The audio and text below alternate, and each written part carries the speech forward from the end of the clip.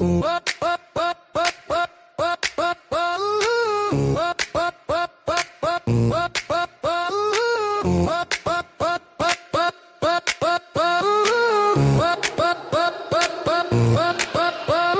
light, pressure on, still moving, still standing strong. Built this muscle over time, every step, another climb. Years of focus, years of fire, vision sharper, aim set high, early grind, eyes wide clear. Earned this spot, we're still right here from the past to present tense. As every move builds confidence.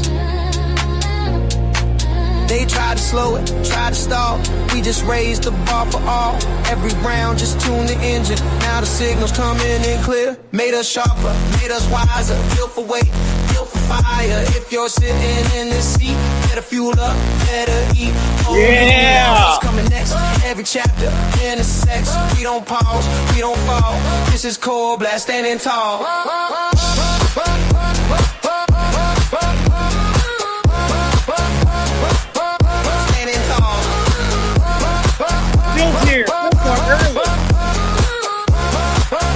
This is coreBLAST. Foundation set, momentum strong. Map the road, we're moving on. What's in motion? What's ahead? Every word that needs be said. First spark to what's in play. Clear direction, clear runway. Talking roots and talking rise. Big picture through a sharper lens. And before the moment's gone, there's more coming, moving on. Okay, I need you to move. Pressure trained us, focus refined. Every step was by design. What you hearing didn't come fast. It's the long view paying back. Made us sharper, made us wiser. Built for weight, built for fire. If you're sitting in this seat, better fuel up, better eat. Old new now, what's coming next? Every chapter intersects. We don't pause, we don't fall. This is coreBLAST, standing tall.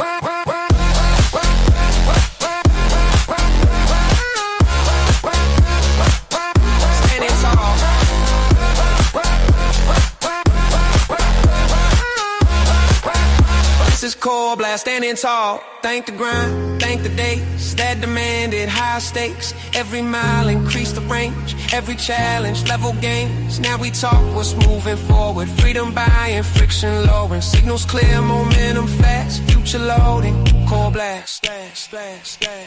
Stronger mindset, fire the pace. Morning grind, no time to waste. This one runs, this one lasts. You don't rush, what's built to last. Old new now, what's coming next? All aligned, all in effect. Stand up straight, this is the call. This is coreBLAST, we stand tall.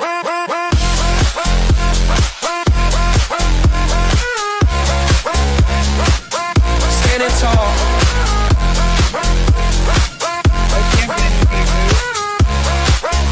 This is coreBLAST, we stand tall. Oh.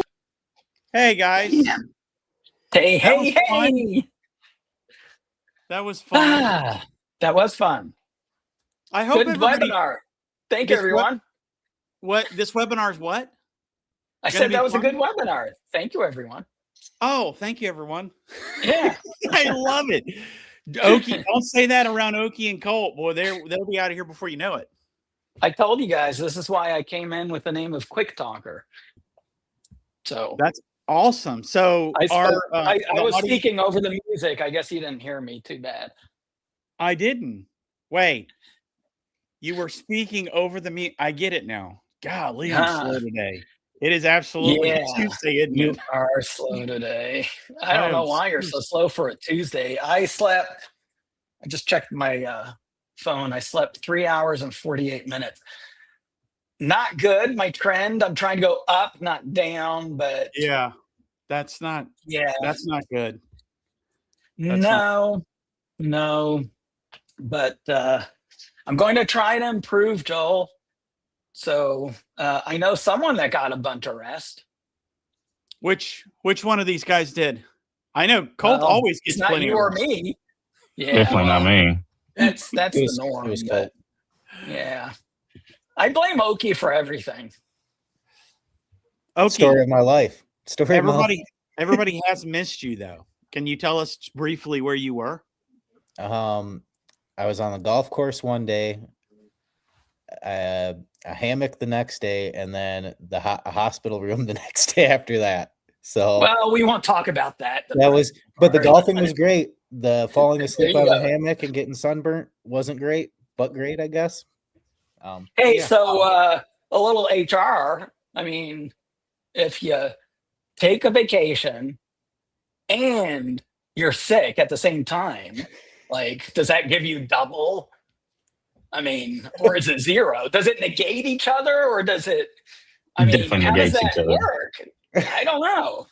This is No, a I good question. You absolutely have to count your sick time, even if you're on vacation. I put it in. Put them both in. Lucky for Oki. Oki, do you even know? This is going to be hysterical. So I'm going to share some inside info, but we're going to test Oki. Do you know what your vacation time is? Because maybe you used it all up. No, I don't know what my vacation time is. Wow. So, you know what's funny? It's kind of funny that Oki doesn't know his vacation time, because that means he doesn't know the new policy, Colt. Assist. I love it. So just to share a little tidbit about CoreWare benefits, if you're on salary, how much vacation time do you get, Colt? All of it. All of it on vacation time. Well, we hope that's not the case. But.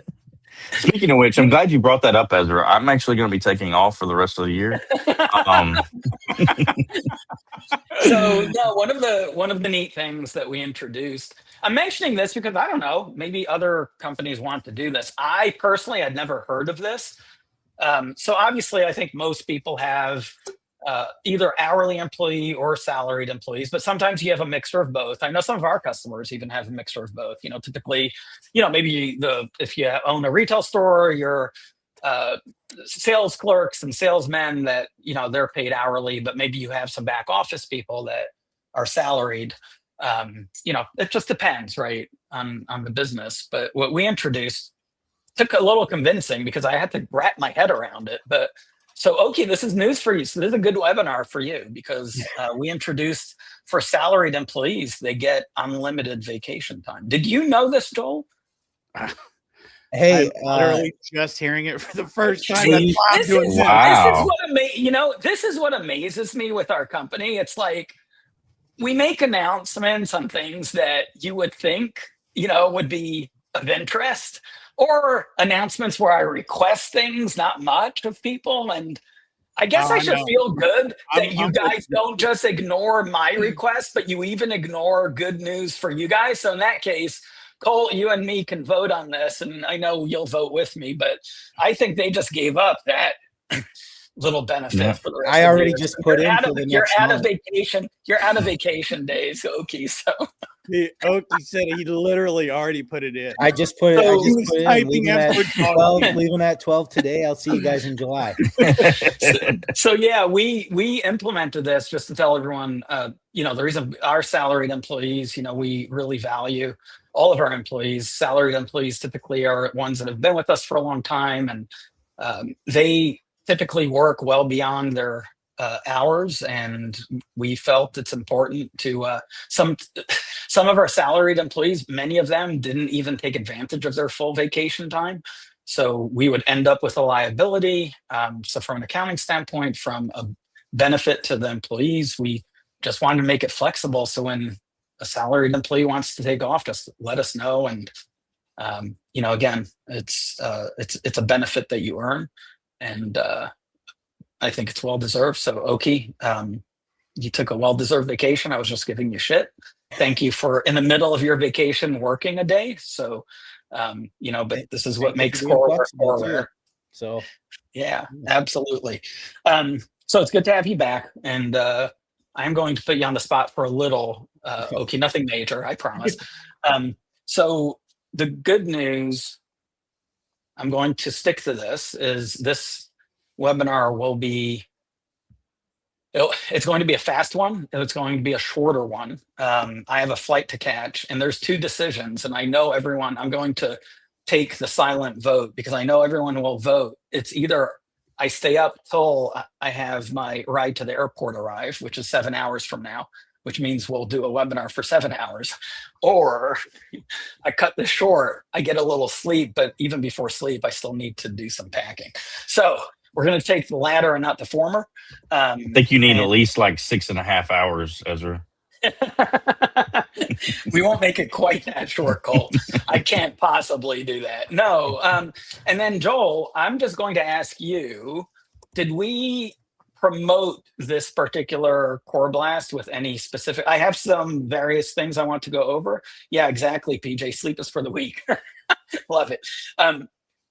But Joel, did we have a topic for this, or did not we a topic, not but we just dripped things that you had mentioned in the last one that you would talk about. Okay, well, okay, perfect. It, we didn't do the theme one that I told you about, right? We'll do that next one.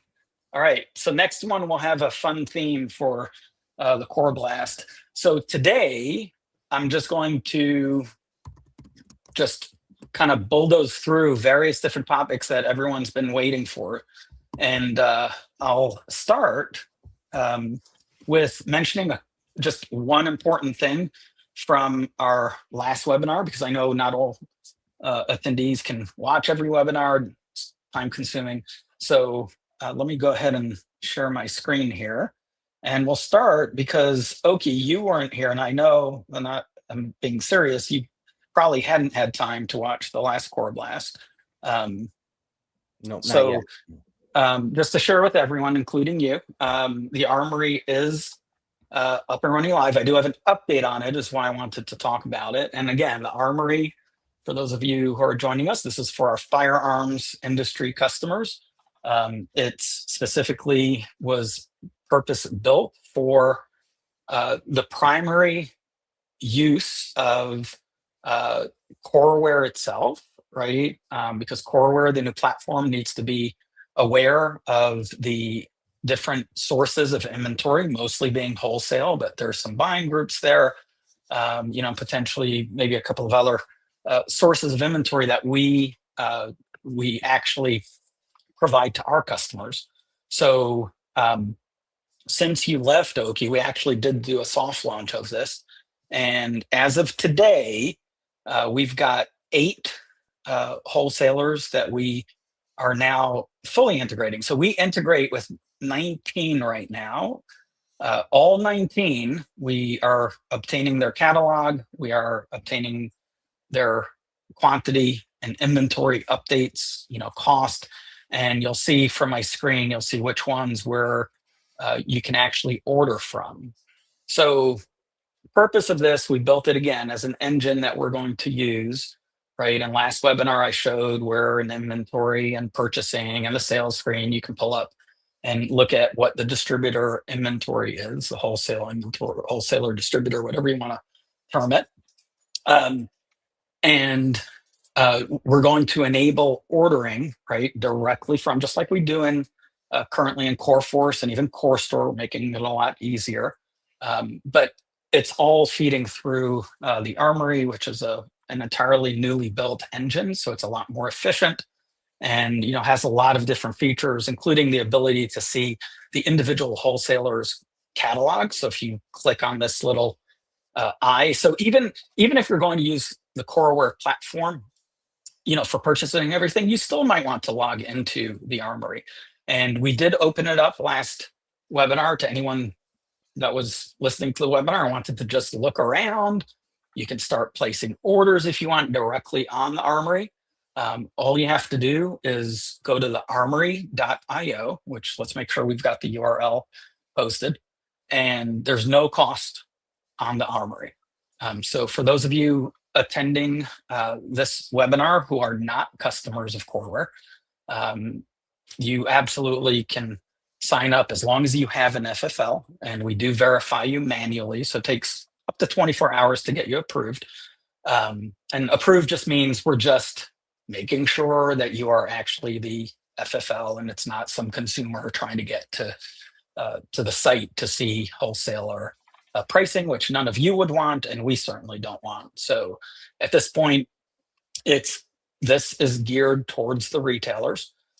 If you're a Coreware customer, you'll end up getting registered to this automatically because that's how you'll end up again, behind the scenes, we'll place orders, we'll get inventory updates. But sometimes you want to look at the entire wholesale picture, like what's going on in wholesale.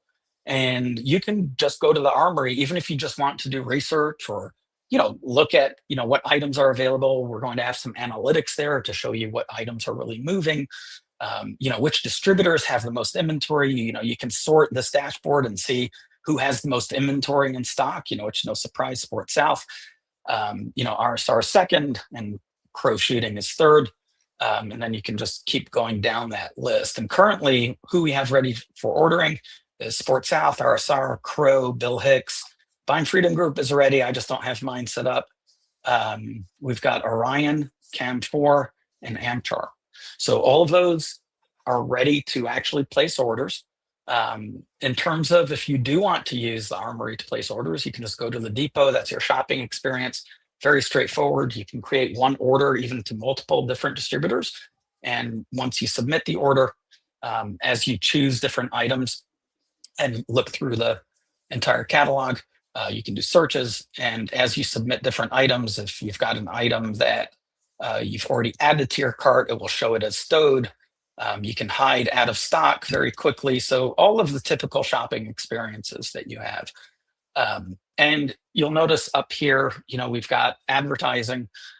That's basically how this site is going to be funded, is through advertising opportunities. So I know that I've got some big fans in the wholesale world, including some customers. This is an opportunity for you to advertise.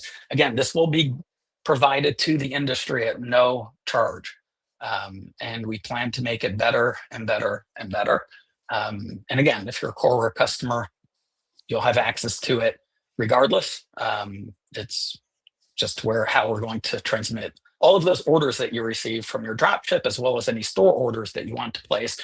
And it will be the home for just your automatic ordering that we'll be introducing, what we call the smarter ordering system, because you can actually select which distributor you buy whatever item from. You can have things automatically get ordered based on lowest cost and other rules that you decide. So you, the retailer, make those decisions. You're not stuck with one wholesaler for a certain list of products. You still get to choose, right? It's all about choices, who you work with. So super excited about this. We are in a soft launch mode. So again, similar to the overall Coreware platform. We've got a few live customers. And again, all you have to do is go to the armory.io, hit register. We'll get you approved. Make sure you have your FFL. Make sure you're actually the name matches, or at least we recognize the name. If you're already a customer, we know many of you, we know your emails. Just have fun with it. There's a lot of data in here, a lot of things you can do. You can create a wish list, which we call the target list, and it's easy enough to get around. And again, any item, when you actually select that item, you'll be able to see all the details on that item, all the specifications and who has it in stock. In this case, this particular item, only Crow has it in stock. So I was going to ask, but I think you just answered my question. The green indicator on the wholesaler is who has the best price. So that makes correct. sense. Yeah, that's a really good point. And then you'll see this is a good example item, right? This particular pistol is carried by quite a few of the distributors, and many of them have it in stock. And no shocker, they're all around. They're all exactly the same price, but that might have a. I don't know if Shadow Systems has a. What do they call it? Not map, when it's the actual fixed cost to the on the retail side. On the distributor or the retailer side. Yeah, I forget. It's I think it's with an N. MTP. Net pricing, I think. MTP. Yeah. MTP. Yeah. So this might be an MTP item. Thanks, PJ. Oh, yeah. Thank you, PJ. So, wow, here I thought one of our staff members was smart. I'm just kidding. Well, I've never heard of a minimum transfer price, and that's just my ignorance on that. So real quick before we move on, this is a good example. Wait, hold that thought real quick. Okay. I promise I'll ask you. Just really quick. To me, this is a good example. And I don't know what this item is. I apologize, guys. I'm been in the industry for many years. I own plenty of guns, but this looks like some golf item or something to me. So it's a ramrod. It's a rod. Yeah, there you go. So this to me, I mean, there's over $1 difference between two distributors. That's significant, right? If you're buying 50 of these, that is very significant. So, and the nice thing is, it doesn't matter to us what wholesalers you're signed up to, other than when it comes to ordering. What I mean by that is, you don't have to be signed up to all the distributors to see all of them listed, right? You'll always see all of them. So let's say you don't have an account with Kinsey's, but you're like, ooh, they carry this item. They also carry this other item. They're really competitive. Maybe I should set up an account with them. And you can just go set up an account with them. And then you can order. So I think it's a really valuable tool. It also saves you from opening up 17 different tabs or 4 tabs. Many of you I know always have RSR, Ellipses, Sport South, Bill Hicks, whatever it might be, right? You have your list of favorites. Well, this puts it all in one place. Very, very easy to move around. And we maintain the individual catalog for each wholesaler, but we also have a cumulative catalog. I'm not going to vouch for its accuracy at this point. It's kind of a little bit of a new hybrid thing. We also have our curated catalog on the other side of the house. But so this is, again, for me, just to emphasize, this tool is really good for you, the retailer, when you're searching for items and you want to see what wholesalers carry it for what cost and being able to place orders, for that item. So super excited about this. Any manufacturers, any wholesalers that are on this and want to advertise, we've already secured a couple of advertisers. So exciting stuff. Again, we're very much pre-launch. So, but your orders will go through for anyone that's set up. All you have to do is go to My Sources, and for each wholesaler, it will ask you for the relevant information, for that wholesaler. So Bill Hicks, customer number. Chattanooga needs an API key and an API password. The API key is the username. So it literally shows you exactly what it's looking for. So you can contact your wholesaler and make sure you have the correct credentials. And again, you don't have to do this. If you're a CoreWare customer, you will end up having access to this. But if you want to get ahead of the game before we automatically sync everything together, you can, we don't want to stop you from being able to use this, give us feedback, and let us know. So super excited about this. Okay, I know you've seen this in the somewhat early stages. I remember showing you a few things, but it's exciting to see that we're. This is great. I mean, having the source of truth for all of our users, having our distributors that work with our customers be able to advertise any new sales that they may be having going on, anything like that, to get you the information right in front of you. It's going to be nice. Yeah. So making this a little bit of a work session, in the purchasing sales inventory, we've got the lookup capabilities of the catalog. So we definitely want to make sure we add that to the work order screen. Absolutely. So just a little side note. And as we speak, Colt is already putting in a request for you because he loves doing that. So thanks, Colt. He loves sending requests to you. Sorry, right. I haven't been paying attention the last 10, 15 minutes or so. Okay, so real quick before we move on. Yes. Sorry, Joel, I lied. No, you're good. I told you I'd go back to you and I didn't. I'm sorry, I know. Joel. That's why I interrupted. That was rude. Linda wants to know if she uses her CoreWare login for this. She said that it's showing that her FFL's expired, which is incorrect. And there was another one. How long? Philip asked how long it should take to receive the verification code via cell. Just to give people an idea so that we don't have these questions in the future. That's why I want to just get them out right now. Yeah. So we can make people aware. So let me answer each question separately. Linda's account, we just need to look at because, again, it shouldn't be giving her any issue on FFL. So someone just can put a request in for me. So I can look at that at some point tomorrow. I am, in all seriousness, I will be traveling for 24 hours straight and my internet sometimes will work, sometimes won't. So, but I'll take a look at that because that should be a easy fix. And in terms of how long should it take to get the verification code, make sure you check your spam. We haven't seen it go to spam a whole lot. It's been working very consistently, but it does go to email as far as the verification code. So if you still can't receive it, just let us know, because there's a way we can actually send it to you manually, basically, if necessary. Okay, does it go to the cell? Because I think Philip asked about cell phone. Well, it's not texting. So, and I don't think we have I don't think, Phil I said see he got several it. people just, oh, he did, good. Okay. And thank you, everyone who, and I recognize all these names, which is great. So I am just going through and approving people as we speak. This is fun. So anyone who signed up in the last few minutes or few hours, all of you guys are so nice to see all of our customers. Yeah, it is cool. So cool. Yeah, so everyone who just signed up, you should be able to go back in, just log in.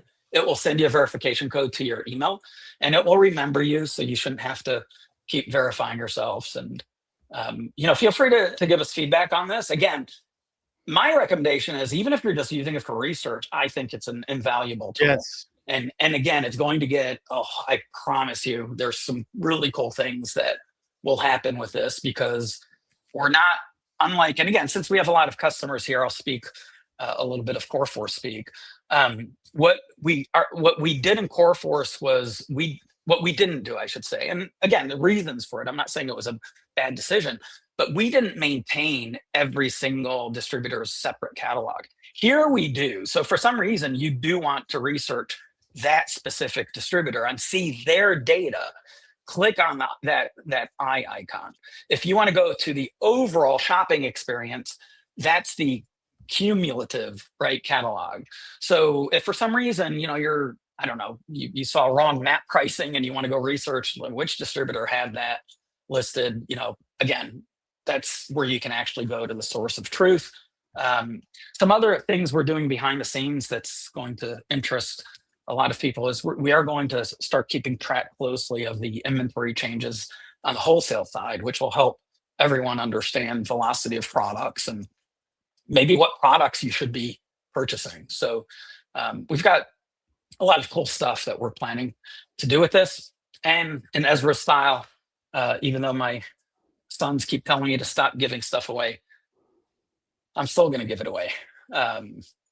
I just tend to like doing this, and again, it's being done with a very intentional reason, and we expect a lot of the distributors to want to participate, because they'll know that all of you are looking at this site, and it's a great place for them to let you know, hey, we've got something on special, or hey, why don't you apply to us? We've got special terms. I mean, whatever you can think of, there'll be multiple banner advertising opportunities here.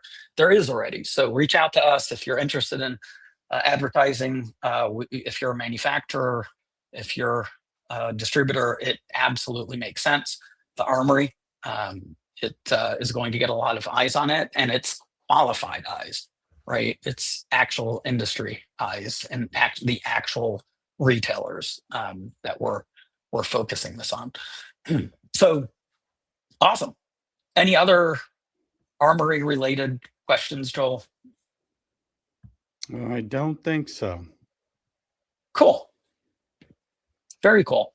So what I want to do really quick, and okay, I know you just got back, but one of the areas that I did not get a chance to cover last webinar, and I don't want you to do a deep dive. I just want you to show everyone where it's at, and because it's easy to set up, and it's live now, which is the two, and I think we covered, but I still want to go over it again. So there's two scenarios where email comes into play with the service module. And what I mean by email is, I'll just break it down into the two scenarios, right? So one scenario is you want an inbox or multiple inboxes, but usually it's one, right? So for CoreWare, we've got an email address, support@coreware.com. We don't want to have to monitor that separately, right? So, and actually I can call you Josh, which I prefer because Josh, he's not here. You know, everyone calls you Oki. I still call you Josh most of the time. So what I asked Josh to do was, hey, let's definitely handle that like traditional help desk system so that the service system actually keeps looking at that mailbox. And again, it can look at multiple mailboxes. So if we wanted to say, hey, we want to monitor, and we actually do, but we want to monitor support@coreware.com and sales@coreware.com. This way, everything can turn into a service request. So that's scenario one. So Josh will show everyone really quick where to set that up, because again, I think everyone should be setting this up. It helps, right? Because we're inundated with information, and being able to monitor an inbox and actually have an action taken on that email before you even see it is a very, very valuable and useful tool that will save time, save money, make you more productive, right? And being able to focus on work. The second part was more selfish, but I think it will be and we've got some plans. But the second part was, hey, why can't we just literally let anyone, and this came, actually, the original request came from, it might have been Midwest. Okay, yeah. I think we had a couple of customers, but you know, everyone's starting to love the OpsCenter, especially people that are service. You know, they spend a lot of time in service, whether it's your service manager or some of our owners that spend a lot of time with work orders and service requests, and they're like, hey, it would be good if I could I can get my own inbox into the CoreWare system where I don't have to leave the screen, but also I can still take an action on an email and turn it into either a touch point or turn it into a service request. So both of these are live. I know the latter one still needs some work. And okay, I did a little bit of work on it. It's not. I saw that. Working. I saw that. I was just itching to just. I'm like, because I literally have. I think I'm down. I had over 2,000 emails in my inbox, and I have so many other things I need to work on. But I'm like, oh my God. Like I try to be at zero inbox, you know, as much as possible. I'm the complete opposite direction. So anyone here, if you've emailed me and I've ignored you, it's not on purpose. It's all Oki's fault. I said that from the start because I need my inbox to be working really, really good. I mean, I can't even hit the delete key. You know, it's anyway. If we can just show those two things quickly in terms of where those are set up, and I'll stop sharing my screen. Yeah, Josh. And if you could just show it really, again, no need for a deep dive, but absolutely, I think everyone would be interested to see where that's set up. So the first setup, as Ezra was stating, is, you know, having emails forwarded when they go to your sales inbox or your support inbox. But under the service and then settings, there is the general settings area. And if we scroll all the way to the bottom, you'll see email channels. So what you can do here is, if you have a business account or whatever you're using with Gmail, we'll go ahead and connect. And I'll just use my personal one here to show you. What this now allows us to do is it allows us to establish what's the channel name. So you can say, okay, this is my support channel, or whatever you want to call the inbox. Now, what this allows us to do is, when an email is received to this email address, where do you want it to go? Well, since this is our support inbox, I want it to make a general support ticket, and it's going to use the default status and default priority. So anytime a customer emails your support inbox, it's going to automatically create a request for you. Now, we do have some behavioral settings on the right-hand side here. Like default for sender channel. What this does is, if you're replying to an email that came in, it's automatically going to use this email address. You have your auto reply, your auto create contact. And this is a big one, Ezra. For someone like us, I don't want to get a bunch of spam email requests that come in from, just any Tom, Dick, and Harry out there. So You can turn on no known contacts only. So if their email does not exist in your contacts, it is not going to automatically create a request for you, which is probably good for something like customer support, but not good for the sales side, if that makes sense, because you want to get all your sales emails. You also then have your own spam controls, so you can use your threshold. You can use your, blocked provider flag spam. There's some different settings in there that you can go in and tweak. And then you also have trusted companies and blocked companies. So you can see that I have a couple test ones in here in blocked, and I don't think I have any in trusted, but we want to give you the tools to go ahead and, clean up that inbox, make sure you're only getting the information you want sent in. Now, the other side, as Ezra said, is more of a selfish thing for everyone. I hate switching tabs. I hate going everywhere else. Once again, this is live. On the in your inbox, you'll see a little in your OpsCenter, you'll see a little plus button next to basically next to this email icon, and it's going to do the same thing. It's going to let you connect to your personal inbox. And how this works is, it's just an email client. So anything you get to your Gmail comes in here. You can compose and write new emails. You can respond. Once again, under your settings, you also can link multiple accounts too. So if you have another personal email you want to go ahead and put in there, you can do that. But you'll see, you'll have your different icons, your email signature.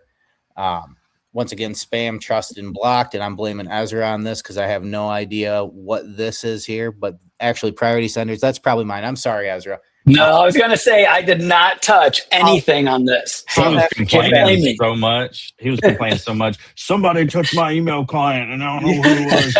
I was like, right here. I'm like, I have no idea what any of these buttons do or where they came from. so I'll figure that out. But I know this is Corey for writing. That one's easy. I didn't know what these two were though. So yeah, I've got to still fix those. One of them, the check boxes, I imagine, is the ability to select multiple messages and to do bulk. Yeah. Gotcha. Yeah. Gotcha. Yeah. Okay. Bad descriptions there, but I decided anyway, just you couldn't wait. You couldn't wait for me. And I appreciate it. I appreciate you helping knock off some of the tasks that you gave to me. I do. I think I just made it worse, Oki, but go ahead. Hey, we'll get it figured out. One thing, and I don't know how this works with Outlook, guys, so I'm going to be completely honest.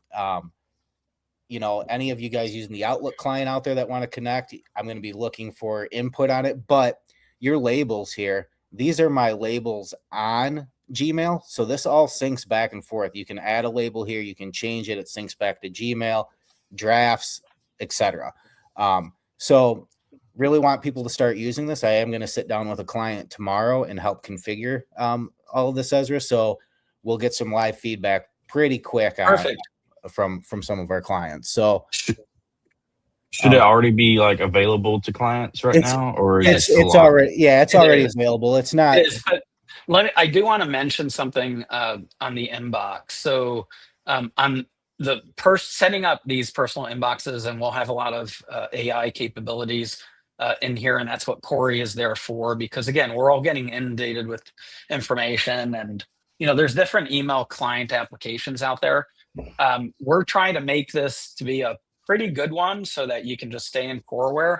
There is going to be a charge for using this as your personal mailbox, because there's a lot of cost to us, in terms of processing and storage and all of that. So that there will be, it's a $10 per mailbox per month cost, which is very competitive.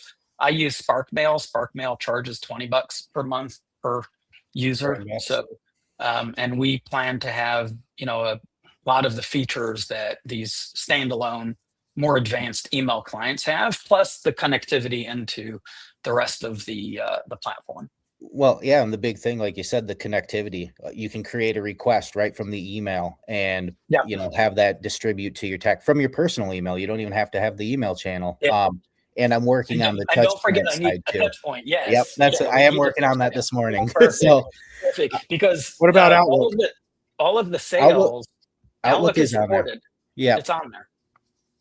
Outlook is on there. You can connect your Outlook. One thing we do all have of the to do sales out there- emails for us, Oki, we want touch points created, not requests. So, yeah. yeah. The other side too is I'll have to thinking about it now. I don't think this is live for everyone. It's just turned on for us because it is a feature. It is a checkbox on the back end. So we'll have to have someone, we'll have to have someone, which is probably good. That makes me feel better, actually. Yep. So it is blocked live right now. But I think we did release live for everyone the first part where you can monitor an email address. Okay. I can double check on it too with the guys and see. Yeah, I'm pretty sure Elo, because I told him to. So I'm pretty sure we can double check. But worst case scenario, we can have it turned on by tomorrow. Yeah, if anyone needs it, let us know. We can absolutely turn it on. And Dean, I think by telling us he's using Outlook, he's volunteering to help test that. So yeah, Dean's been great too. He's been sending me emails of everything he's so make sure someone turns it on for Dean just so he can start testing, trying out the Outlook. Okay. Yeah. Cool. That was good. So email is exciting stuff. So speaking of exciting things, go ahead. One thing I would like to do, and maybe later this week or maybe next week, I do want to do a deep dive through the work order system with the work order tracker, and I can do that by myself. That's fine. I want to get through going back through it this week because I know there were some issues last webinar. So I would like to sit down and go start. I think the issues were the ID10T errors. Thank you. Yeah, I mean, I think they just didn't finish setting up. So, but yes, we would like to show that in full. Yeah, and I would love to show the full flow too. I've done bits and pieces and nothing really just straightforward. So I'll get with Joel and we'll set something up and do that. Perfect. We did have some more people sign into the Armory in between. So just let you know, you all are approved.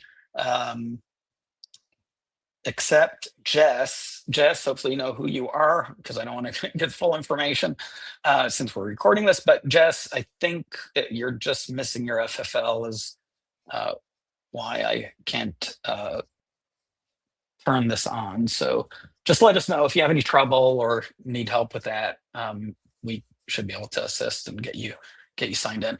All right, perfect. And thank you everyone for let us know any feedback you have, both on the new platform as well as on the Armory or anything else. Again, you can submit tickets. You can also go to our feedback. Do we have our suggestion box open somewhere? Is it just in the chat, Oki, or is there a published area to go look at our suggestions? You can look at the suggestions in our customer portal. And under suggestion box, they're all there. So you can see it from there. I do need to make a couple changes. I noticed that you can't see the whole thing. And I want to open up the messaging to everyone so they can leave comments back and forth. Yeah. I need to do that. I was just trying to figure out the best way. I'm a little worried, I guess, just with cross communication from different clients on the same ticket, but I think it'll be all right. Yes, it's on the portal. I need to make a couple changes, but you can see and upvote right now, but I'm going to open up the comments to everyone. Cool. All right. So everyone, we've lit things up and everyone has access to the purchasing module. We've lit up nearly 100% of what I call phase one. So you now have the ability to do purchase orders, to do receiving, set up your suppliers, which you've been able to. That just goes through the contacts. What you won't see is our purchasing assistant yet. So we're still running through and testing some things there, but we wanted to get the whole purchasing experience turned on. So that is live. The FFL module, we turned it on live. Matt might kill me. Matt, if you're listening, I'm sorry, but I'm I think we're at the point. I keep hearing Matt say that we should be in good shape. So I took the liberty. We can always turn it off, but again, you'll see all of your bound books and even if you are still using what we call legacy, you can still go in here to do some more research and actually work through, take a look at your bound books, and basically do everything, as well as being able to utilize the new kiosk. So that module you can go and explore is on the sales module side. Everything is now turned on, so the register is there, which is pretty exciting, and I'll show you some things in the register. We've got all of the transaction screens, which I went over some of these. One of the things we're trying to do that's different and hopefully will make things easier is we're trying to make sure that we're not trying to shove everything into one place, which sometimes makes it confusing. And what I mean by that is take transactions, for example, right? So all sales transactions live in transactions, but you have separate dashboards for looking at your trade-ins, looking at your buys, looking at your invoices, looking at your layaways, and looking at your consignments. There's still just, I'm letting everyone know, go play around. I mean, you can put transactions in. We're still going through our testing. I made a decision. We're going to light it up, put it out there. We've got some customers that have already been using it.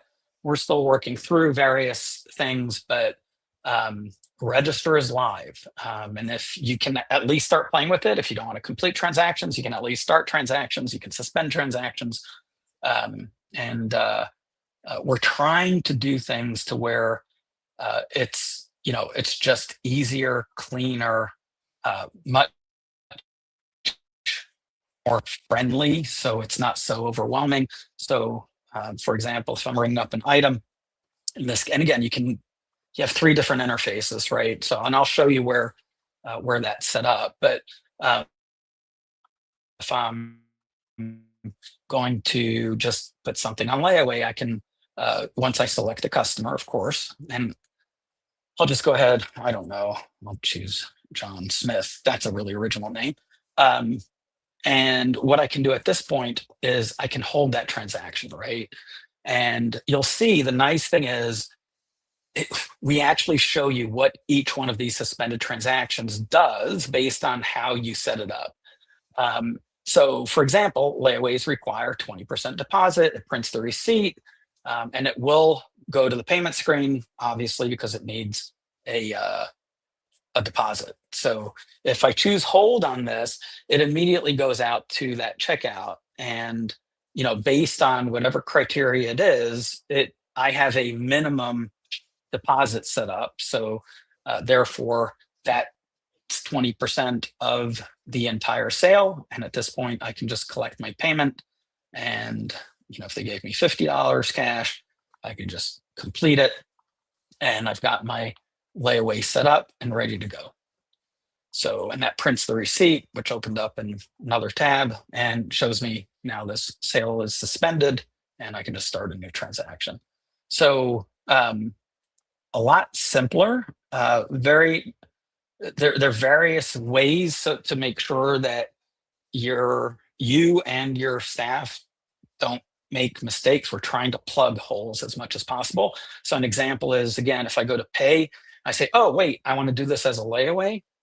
I can't, it won't let me complete this, right? Because it's going to stop me at this point and tell me, hey, a customer is needed, right? Because I didn't choose my customer. So we're just, hopefully everyone's getting a feel for where we're heading the register, right? To where it's, as much as CoreStore was simple, it got more and more complex as we added more and more capabilities. And we're trying to take from everything that we learned and still have all of these amazing capabilities, but try to really make it easy, right? And easy to learn. And, you can basically, and even these days with CoreStore, we know we can teach a salesperson very quickly how to process a transaction, but it's the transactions that are a little more complex, that sometimes even seasoned users sometimes get confused because either we have way too many ways on how to do something, or it's just too many weird steps, right? And the weird steps came because of, the application evolving and growing, right? So the nice thing with having a clean slate is we can think about how we approach things and we can redo them. And we can enhance and we can add, and there's just a lot more leeway for us to be able to re-engineer some things that needed re-engineering, right? So we don't want to make your life harder. We want to make it so much easier. And we want to make your employees' life easier and your customers' lives easier. So everything we're doing is basically in that spirit, if that makes sense. So that's the register. It's live, as I mentioned. There's multiple interfaces. There's a full touchscreen interface, and there's also just a non-button interface, right? And the two arrows at the right here, that actually opens it up where it's truly like a full screen register. So very much core store like, right? But kind of next generation, easier, friendlier, not so many buttons right in front of you, right? Another example, returns, right? You can just search for return based on your transaction number, your customer, your date range, but you can just do a smart search, right? So I don't know, I want to say yesterday, well, let's say last week, right? And that literally will bring up last week's sales. If I'm looking just for transactions from Ezra, well, it will think that's a serial number. Again, it's AI, so it's thinking, hey, I put 4 letters in, it must be some type of serial number. But I put my name in, and again, so I don't necessarily have to go to the individual, search by serial or search by item. I can use Corey, right? And this doesn't use Corey credits up or anything like that, but it's using AI, as much as it can. And again, AI is not always the smartest thing. Even if you're behind the programming of it. So AI is not, I keep telling everyone, and this is something, I've emphasized, Joel has emphasized many times, AI is as good as you make it. It's a tool, right? It's a tool. And I'll segue into something I wanted to show all of you. So let me go back to my screen here, and then I'll jump back to, so we did and Joel, make sure in the description to include the link to the CorePal we did on how we're going to replace the whole user manuals. And Josh, I don't know if you got a chance to watch that one. I have both of your coreBLAST up. No, I haven't watched it yet, but I have them both ready to watch. They're only like 15 minutes, those two. So yeah. So shame on me, Joel. You know what I forgot to do because I was going to start doing this? What? You see, I always like testing to see if you're paying attention. So Joel, from now on, like the first thing we should say is like, welcome to the coreBLAST. Don't forget, and we should show the graphic. All these YouTubers that go, don't forget to like and subscribe. Yeah, like and subscribe. So anyone watching this, if you haven't subscribed to our channel, please do. We are like 15 short of 1,000 subscribers. I've asked multiple people, including employees. I've said, hey guys, like just get a family member, just let's get past 1,000 because YouTube does have certain algorithms that when you hit over 1,000, yes, you can start monetizing. And although Joel and I think we're worth millions,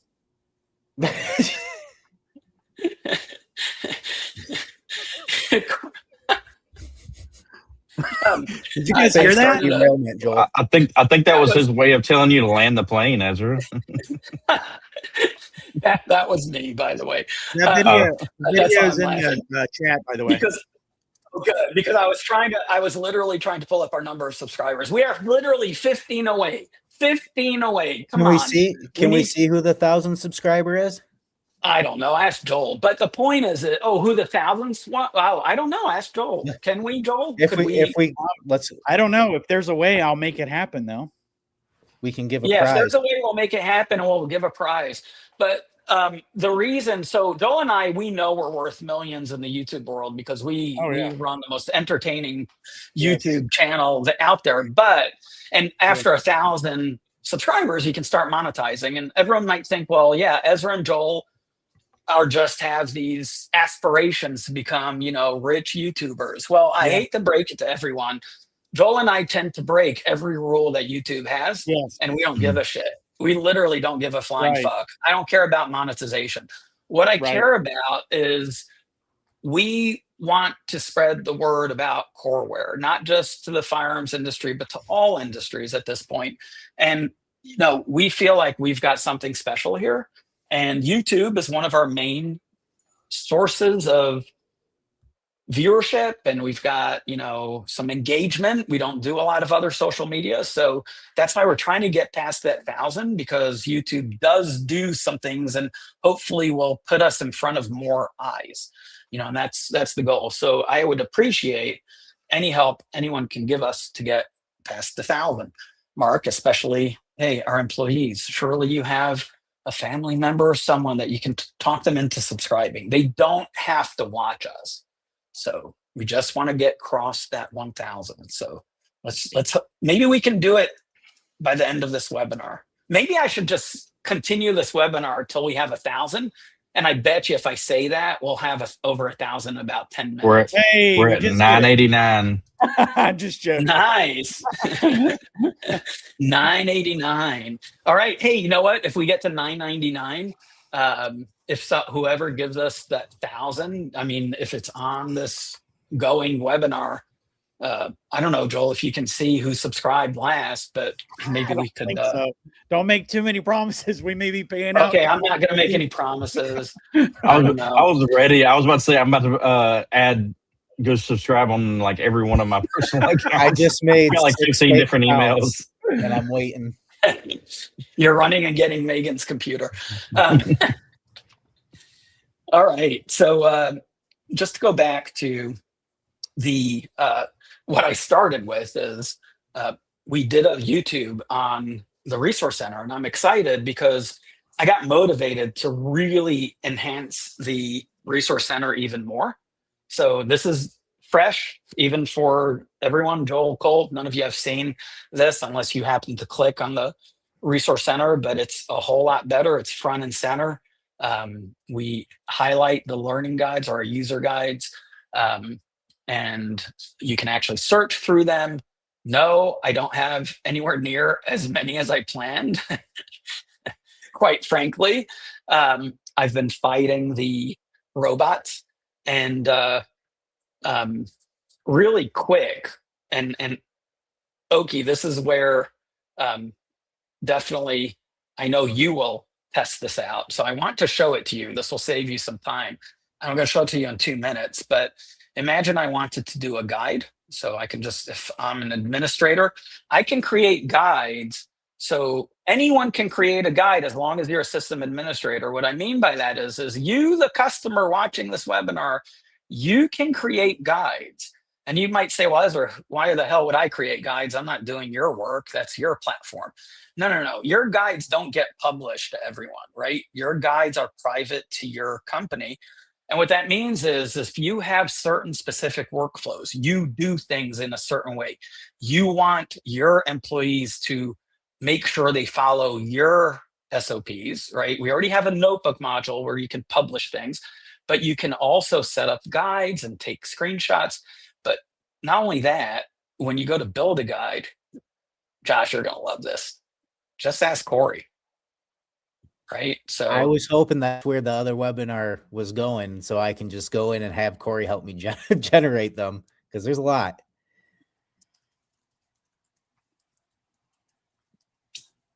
Step by step.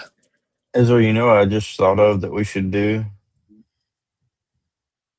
is do this. It can't take but screenshots for you. If it does, if we could find a way for Corey to read the note, so like say if you imported a documented note from Notion,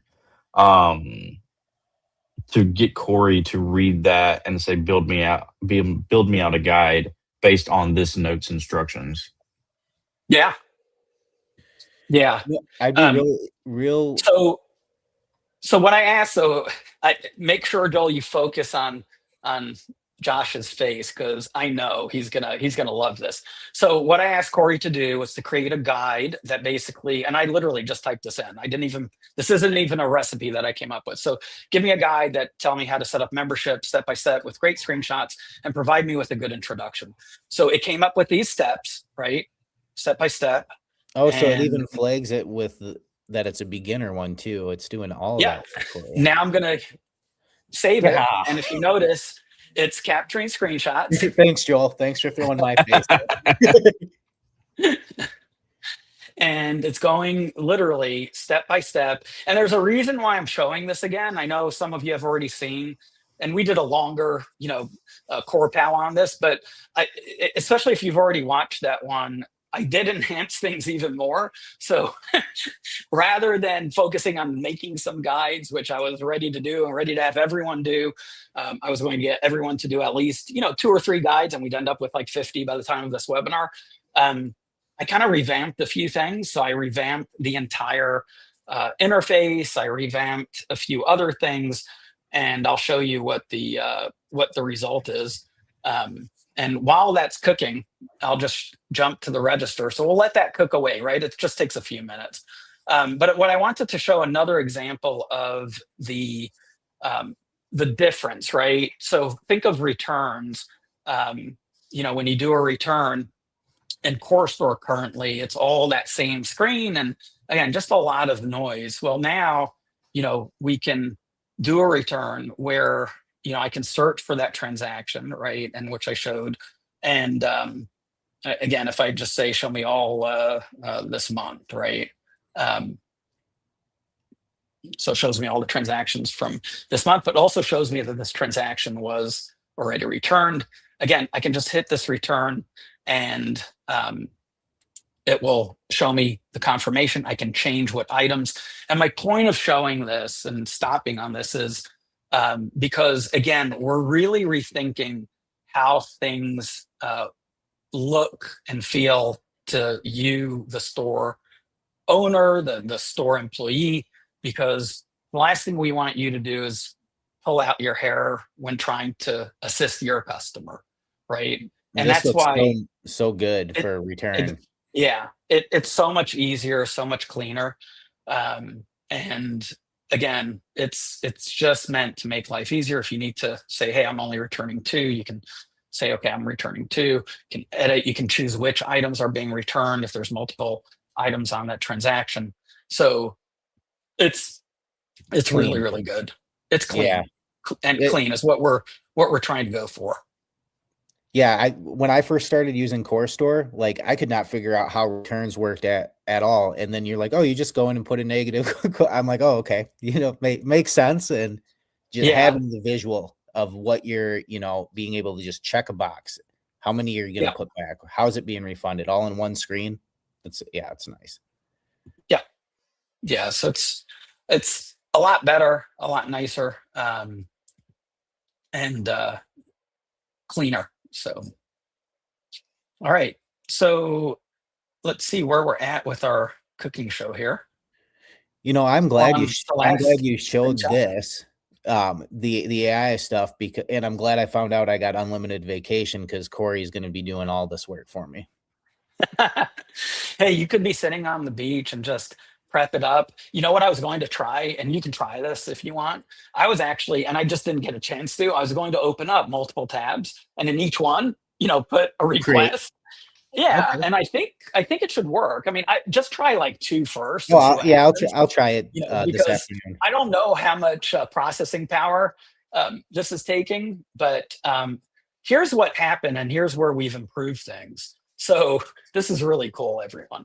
So if you notice, and Josh, you're going to go crazy on this one. First of all, and I did show this in the webinar, but not only do we have screenshots, we actually have an optional video. Jeez. So we do some screen captures. Still working on perfecting some of those. Some of those are pretty good, spot on. But the nice thing is, you as the author of this guide, you can just remove it, or you can re-record it if you want, right? So we still have all of the options of doing your own screen captures, doing your own screen recordings, all from the same tool, right? Which is cool. The other thing you can do is on any image, right, that you have here, and I'll just expand a little, you can actually retry it if you want. You can pick an area on the screen, you can annotate this image, or you can just completely replace it. Not only that, if you look, I've got a guide introduction that it wrote because I asked it to write an introduction. I can collapse that, and then I've got the information from each guide, and it tells me what the plan was in terms of the capture. Above here is each step of the guide. So as I look step by step by step, it shows me the screenshot that it captured, and it alerts me if it thinks it didn't capture a good screen, and it did. It's alerting me, right? It's saying missing expected visible text. So not only is it doing the job, but when it for some reason runs into an issue, it actually identifies the issue. So and you worked can on see this. that 4, 5, and 6 have the little issue triangle up there. Exactly. Yeah, that issue triangle right there. Okay. So I'm supremely excited cool. Yeah. So once you hit done, you've got yourself a guide, and again, it's in draft mode, right? It's the one I might have done a similar one, but it's this one right here with the 7 steps. You'll see it's in draft mode, and if I want to promote it, I can promote it, right, and say, hey, let's show this to everyone. But I won't promote this because I still want to maybe edit it. Again, you, the customer watching this webinar, you don't have that option because you only get to publish to your own, right, employees. So you can always go back to edit it, and at any point you can mark it for, you can do a few things. I do want to show a couple more things which are really cool. Again, this is like training for Josh as opposed to for everyone watching the webinar. But you can refine the request. You can literally ask it to improve the guide, like build me a longer introduction or redo the steps. So again, that's the beauty of AI. It tries to learn, right? You can preview the guide from either the previous screen or even this screen, right? And this is the actual guide and shows you the steps, right? So that's the actual guide playing. You can hide this panel entirely, right? If you need to go take a screenshot, you want to hide the panel and just go to somewhere else in the application and take a screenshot. And again, the beauty of this is some of our customers, they have a lot of employees and they don't want to use our guides because our guides maybe are too broad or they don't do things exactly the same way that our guide says. So yeah, have at it. I mean, if you want to try a couple of guides, you can do that. You can choose what folder to put a guide into. At any point, you can just go to the settings and you can actually take it from draft to published. So, and I don't mean to right derail here, you or on the anything. bottom, published. You're not derailing me. What's the team thing on behind that screen? Team progress. Do we track to see who's gone through? Yes. Okay. Yes. I figured you'd love that. So yeah, we've got analytics that we'll see. And you can see who on your team, right? If you put your own guide up and you say, guys, I need you all to look through this guide to make sure you know how to use our new system or our old system that's new or whatever you want to call us. You can actually see who read through the guide. Oh, so like our Core U, where you can see who's completed what videos, where they. Okay. Yeah. That's great. So this is even for our customers, you can track which one of your employees actually went through the guide. And then on the CoreWare side, we can actually see what type of input, and we're going to keep improving this, a lot more. So you can guess where it's heading towards. New employees at your store. So you can say, okay, exactly. Did you get familiar with the sales screen? Did you get familiar with that? Okay. Yep. That's excellent. I like that. I figured you would. So the other thing with the Learning Center that I did, and I'll just close this out, is I put Corey front and center. And, the nice thing with Corey is you can pretty much ask Corey anything. And I want to emphasize, ask Corey anything within, right? It's within what Corey knows about, which in this case, it knows about CoreWare. So I actually used this today, and I'm going to show you why I used it, because we have a new feature that I am going to show before we end this webinar, or at some point, maybe very soon. We've enhanced our forms module, so now you can do surveys, which is really cool, and I'll show that to everyone. But it's funny. I actually programmed it, and I was showing the survey module to Wits, and for the life of me, I couldn't figure out, where do you see the survey result? I mean, pretty stupid. I'm the one who did it, but I'm working on so many things right now. I'm just attacking and moving on, attacking and moving on. So I'm like, okay, I can either go dig through code, try to ask, the tool to help me find it, or I don't know, let me see if Corey knows it. So I said, I'm going to ask Corey, right? So where do I go to see results for a survey that I created? So the nice thing is, again, Corey is educated, and it literally, and again, this is a new feature, and it literally tells me exactly where to go. And it says go to forms, and it's not 1,000,000% accurate right there. Again, you guys know I'm very transparent, but it's pretty accurate. A little earlier, it was totally inaccurate. And I was actually hoping I'd get the response from earlier to show everyone that AI is not perfect. So I want everyone to remember that. Even when AI should be pretty perfect, you're giving it a limited amount of info, so therefore it shouldn't really make mistakes, but it still hallucinates. So there's a Disney song called Imagination, and it repeats imagination. I don't know, it's in one of the Disney rides, and all I could think of, the song that went in my head was hallucinations, and that's kind of AI sometimes. So as much as we pump up AI and we're so excited about it, I really want to always emphasize to everyone, remember, AI is still a tool. It's still, they're still trying to figure it out. Last webinar, we showed you that for several days, ChatGPT was telling people that the month of October has an X in it, right? So sometimes it's good to show failures, right? Because we all learn. And I'm not one that hides behind failures, right? And this is still a failure, by the way, and I'm going to show you why. And it's important because we don't want our users frustrated, because this would frustrate the crap out of me if it was completely inaccurate. It's still inaccurate, right? I'll increase the zoom on this so everyone can see it. But on my side of the house, over here, our presenters, anybody want to say what's wrong with this? Yeah, forms is on the left sidebar. Yeah, exactly. Submodule. Thank you, Cole. Thank you. Yeah, that's exactly correct. Forms, and this would drive a new user crazy, right? It's like, I don't have forms right now. most users who have at least have played with things, they know that, you go to websites and you go to forums, right?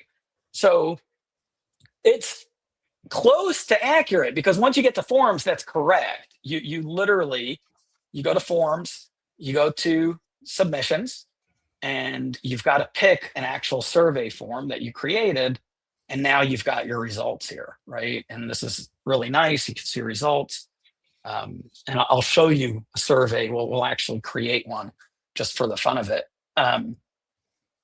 But yeah, this is where it takes a lot, and it takes a lot of back and forth, and you've got to sometimes train it and retrain, and sometimes you've got to redo things completely from scratch.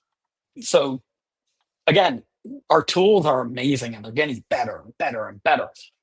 But just everyone keep that in mind, that it's still, it's just a tool, right? And hopefully it's a tool that works all the time. How frustrated do you get when one of your tools starts to malfunction, or you've got the wrong tool for the job, right? It just makes the job so much harder, or sometimes impossible to do. So again, keep that in mind. This was pretty close before. It was completely inaccurate. It was telling me to go to reports. We don't have reports. I mean, it was telling me all kinds of things. We need to train Corey to use the new pop-up search. Hey, I say new, it's been there, but like the Command K, Control K. Yes, thank you for mentioning that. So this is huge, and I didn't even I was going to do a core call on this. So everyone, this is, I think, a really, really important feature that we just added. And thank you, Cole, because everyone knows I don't follow any agenda with these, and I just start barreling through. And this was available in the service module. Josh put it in the service module many, many months ago, where you could hit your Control K or Command K if you're on a Mac, and it will bring up. Check it out, Josh. I can't see it. Wrong screen. Yep, wrong screen. Oh, so I hit Control K or Command K. But wait. Watch this. So I can hit it, but let's go to products. Watch what happens, and I'll hit Control K here. Again, I'm on a Mac. So it's context sensitive. Oh, that's nice. That's nice. So it knows which module you're in and gives you the correct. It gives you the top, but you can still search for anything, right? So again, I'll hit now. For those of you who don't remember shortcuts, there's a icon right here. We call it the Navigator. So this is just the Navigator. And yeah, I don't know why I went. Oh, there we go. I don't know what just happened. Sorry about that. So again, that's the Navigator, right? And we call it Navigator because it helps you navigate around the system. And here's a good example of, I was thrilled to see this working, because, most of these, like the shift menu and CoreForce, it worked great. It's one of the best features, right, of CoreForce. But you still had to know the menu. Kind of fuzzy search it. Well, let's say I want to set up coupons. I can just type in coupons. There is no menu option called coupons. It's in promotions, but it still pulls up. So, and I can even, again, there's an Ask Corey here. Be transparent, I haven't had time to check it. So anyone who wants to try Ask Corey, let us know how it's working. It could suck. Maybe it doesn't. But just let us know. We have ways of perfecting things. But again, I can find things very easily, and it takes me right to it. And boom, I can start setting up my promotion, which can be a coupon. So I did a double check I just searched for forums, and there's an option to go directly to the forums. Yeah, module. That's awesome.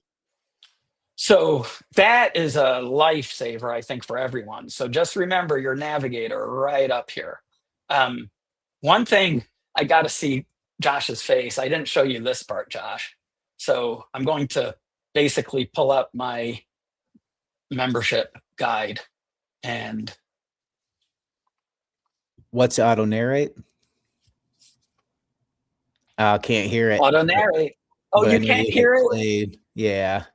That sucks. But you can also change the speed, which is really nice. That's what I do on your 4-hour webinars. I put it at 16x. I need to talk at 16x. What's cool is, Josh, when you have it on auto narrate and auto play, you can just sit back and it literally takes you step by step by step. Oh, that's so awesome. Yeah, I didn't even see that when you went in there before. So okay. But there's another cool one. Anytime, even during, while you're looking through the guide, you can literally, I wonder why it's not picking up my audio. It would be so cool if it did. Joel, is there something I'm doing wrong that I'm not sharing my audio? Did you mute your computer earlier when you played the video and it showed? Wait, say that again? Earlier, you played the YouTube video and it came through. Did you mute your computer by chance? No.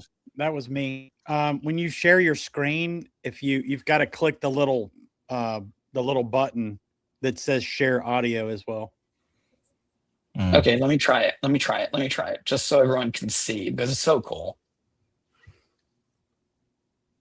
Share my screen. And we'll just go. You see the choice of there you go. All right, let's see if it narrates. Let me go to the next step. Boom. Start creating a new membership type. There it goes. Membership button at the top right. This action starts the membership creation workflow. She sounds very smart. Make her faster. Membership type. The new membership dialog or form will now appear on screen. Enter membership. Fill out the general details for your new membership. Enter a name like Gold Member. Add a description such as premium access to special events for you, Josh. And discounts. Set the price or duration. So that's super cool, but check this out. You can still ask Corey something. Oh, while it's going through too. Oh yeah, and you can talk to it. Awesome. Hey Corey, what exactly? Oh, I broke already. I was too slow. Wow. To enter membership details in Coreware, go to CRM Contacts Memberships. Click the Create button to add a new membership. I didn't do Enter it. the name, for example, Gold Member. Unfortunately, add a description it's responding such as to premium what access to special events and discount. You get the idea. So you've got, these are interactive guides. That's the beauty of it. And you literally, just like you interact with an actual instructor, you can interact with Corey while you're viewing your guide, and you can do all of this without typing a word, which is super cool. Huge. Well, and huge. Is the Ask Corey in that section, is that once again content related? It's only looking for the guide itself. No, it's in this case, it will give you suggestions about the guide, but you can actually ask it anything about Coreware. But again, it obviously will suggest based on the guide, which is better anyways, right? Asking about anything, but getting the promoted content on what you're looking at now and other content. So that's awesome. Yeah. So I want to show you a couple of things on the forms that we did. Some really awesome things with forms and waivers. I mean, if you're using a third-party waiver system, stop. Just use Coreware. And if you're a customer, let me make that clear. If you're not a customer, you still should use Coreware. If you're a customer, you definitely should be using Coreware. You don't need to pay a third-party company because it's in the system. You have access to it. So start using it. Start using it for any type of form. And we've got all kinds of forms that you can create. And you'll see I've got, I am in one of our demos, and we've got one active form here. And if I go, you can see it's an actual waiver, right, that we've set up in the system. If we go to our form manager, you'll see we have a range waiver. And again, just to show you, if I go to edit it, and again, I can use Corey to build it, but this is a full waiver with all the legalese, right? And if you go to settings, that's where it actually lets you specify that this is a waiver, and you can activate this as a waiver. You can also specify that you want it to store the entries of this. You want to create a contact when someone creates or fills out a waiver. You've got all different types of options here. including, how often it expires, your legal compliance, whether you need age verification. You can even do require ID verification. So all of this is available to you. But one of the other features that I don't know if any of you know about is you can, let me see if I can find a field here. Perfect. So do you have a criminal record, right? So if I click on that field, if I go to, why am I not seeing the properties on this field? There we go. I was not in edit mode. So do you have a criminal record? If you notice, this shows me it's a required field. It's yes or no. And guys, I don't know if you've seen this, but you can enable rules based on specific answers. I did not see that. That's excellent, though. You can disqualify them just like a 4473. You have a criminal record, disqualified. Exactly. Can't come on So you can choose what to do, and you can either automatically disqualify them or do set it up as just a warning. And the beauty of this is where a connected system is so important, right? It's fully one system. So therefore, when someone reserves the lane online and they fill out that waiver form, it literally will not let them complete the reservation based on answers to certain questions that you determine what it should do. And I will show you by going into our scheduling module and going to our offering of the range, and you'll see where that part is set up.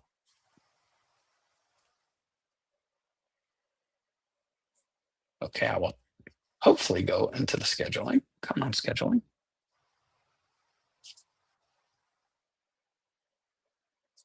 I think I need to refresh. Hold on. And by the way, if you ever see this on a Coreware where it's kind of not responding, that sometimes when we do an update, you just have to refresh and then everything will, don't be alarmed. We're doing a lot of updates. We're trying to fix that behavior, but right now, just so you're aware. So if I go to offerings, and I've got my range reservation, and Larry showed this to me once, guys. So let's hope that I can find where it's at, because obviously there's a lot of things you can do with this, but I assume it's under registration, intake requirements. So we've got a waiver, and let's see. There's a expand all. Where is it? Expand all? Yeah, expand all. There you go. So this is awesome. If the waiver submission is disqualified, you can choose what to do. In this case, we said don't do anything, but we could say block the booking or allow the booking, but set it as pending so that someone can review, right, that entry. And that can be any form. It doesn't even have to be just the waiver. Let's say you had a class that's, I don't know, maybe targeted towards women, right? Self-defense class for women.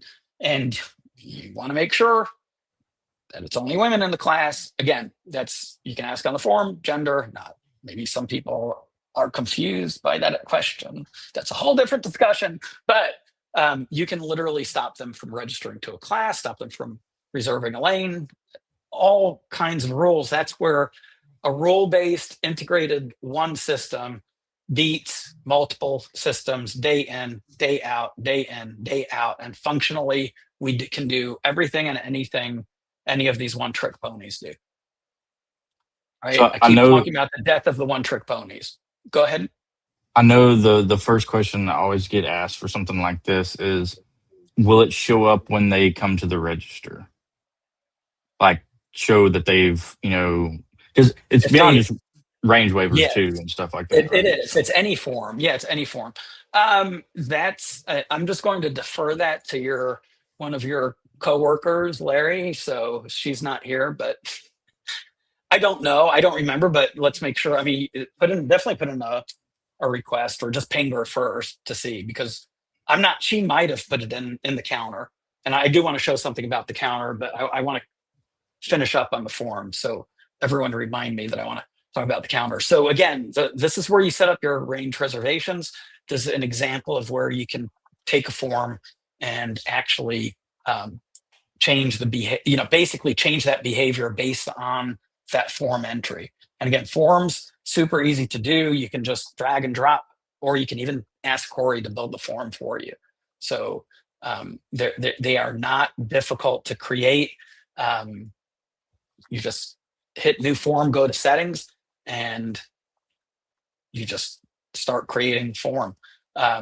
Let's actually, I'm going to switch. And I'll share this tab. Yes, I'm in dark mode now. Colt's all happy. Actually, I forgot my sunshade. So I am really sorry. I'm going to switch. Sorry, because I honestly don't know if the whole survey. We're going to build a form really quick, and we will just go to Form Builder. And the first thing is, I will call this a webinar survey. And I'll go to settings, and I can basically say, do I want context? Sure, we'll link it to the context module. Just create or update, meaning if we don't recognize you, we're just going to create it as a new contact. Otherwise, we'll just make sure to update you. It's not a waiver. Brand new feature, should have been there, wasn't. It is now, email notifications. So Colt, I know this is something you needed for several of our customers. This is now live, pretty exciting. So, we can actually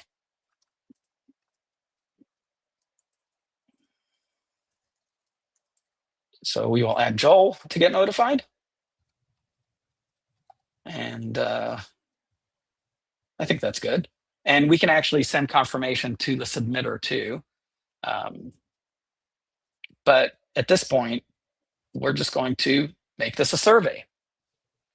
And do we allow anonymous responses? Let's say no. Sure, results to respondents, sure. Close survey. Let's close the survey tomorrow. And yes, I'm not in the country, so that is accurate time. Response limit is unlimited. So I'm going to save it. And the first thing I'm going to do is I'm just going to ask for full name, click that, email, and here's my survey fields. And there's all kinds of survey fields, right? So I can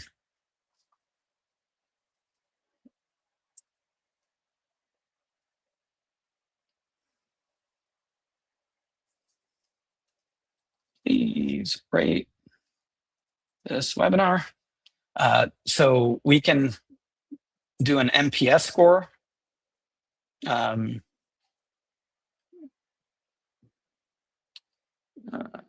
How likely are you to attend another? We can do a Likert scale. I didn't even know these terms, by the way. So yeah, I didn't until last time you mentioned it. It was Likert. It's the first time I ever heard that. Yeah. So I don't know. Help me out here, Colt. Joel is amazing. Colt is not.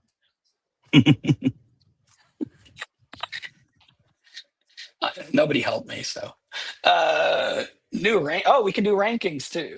So. Oh, that's new. That's new since the last time you showed it. Oh no, you did show rankings. You just didn't highlight it. So you can drag them around and submit it. Okay. So at this point, again, I'm done. Right. Sorry, everyone, but Ezra didn't do anything that any of you can do, and this can be a really valuable tool, right?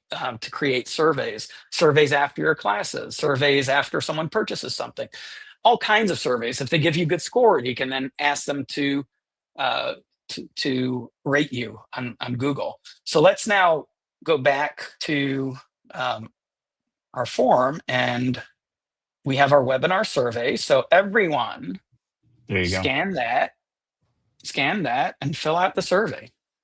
So that was And, one of the questions that someone asked, was about putting a form on like the 8500 or something. And Oki's suggestion was you could, get the QR code from the form and upload it as an image if you wanted to do something like that. And the other answer for that too is don't forget, even though you have your 8500, watch the webinar on our secondary display.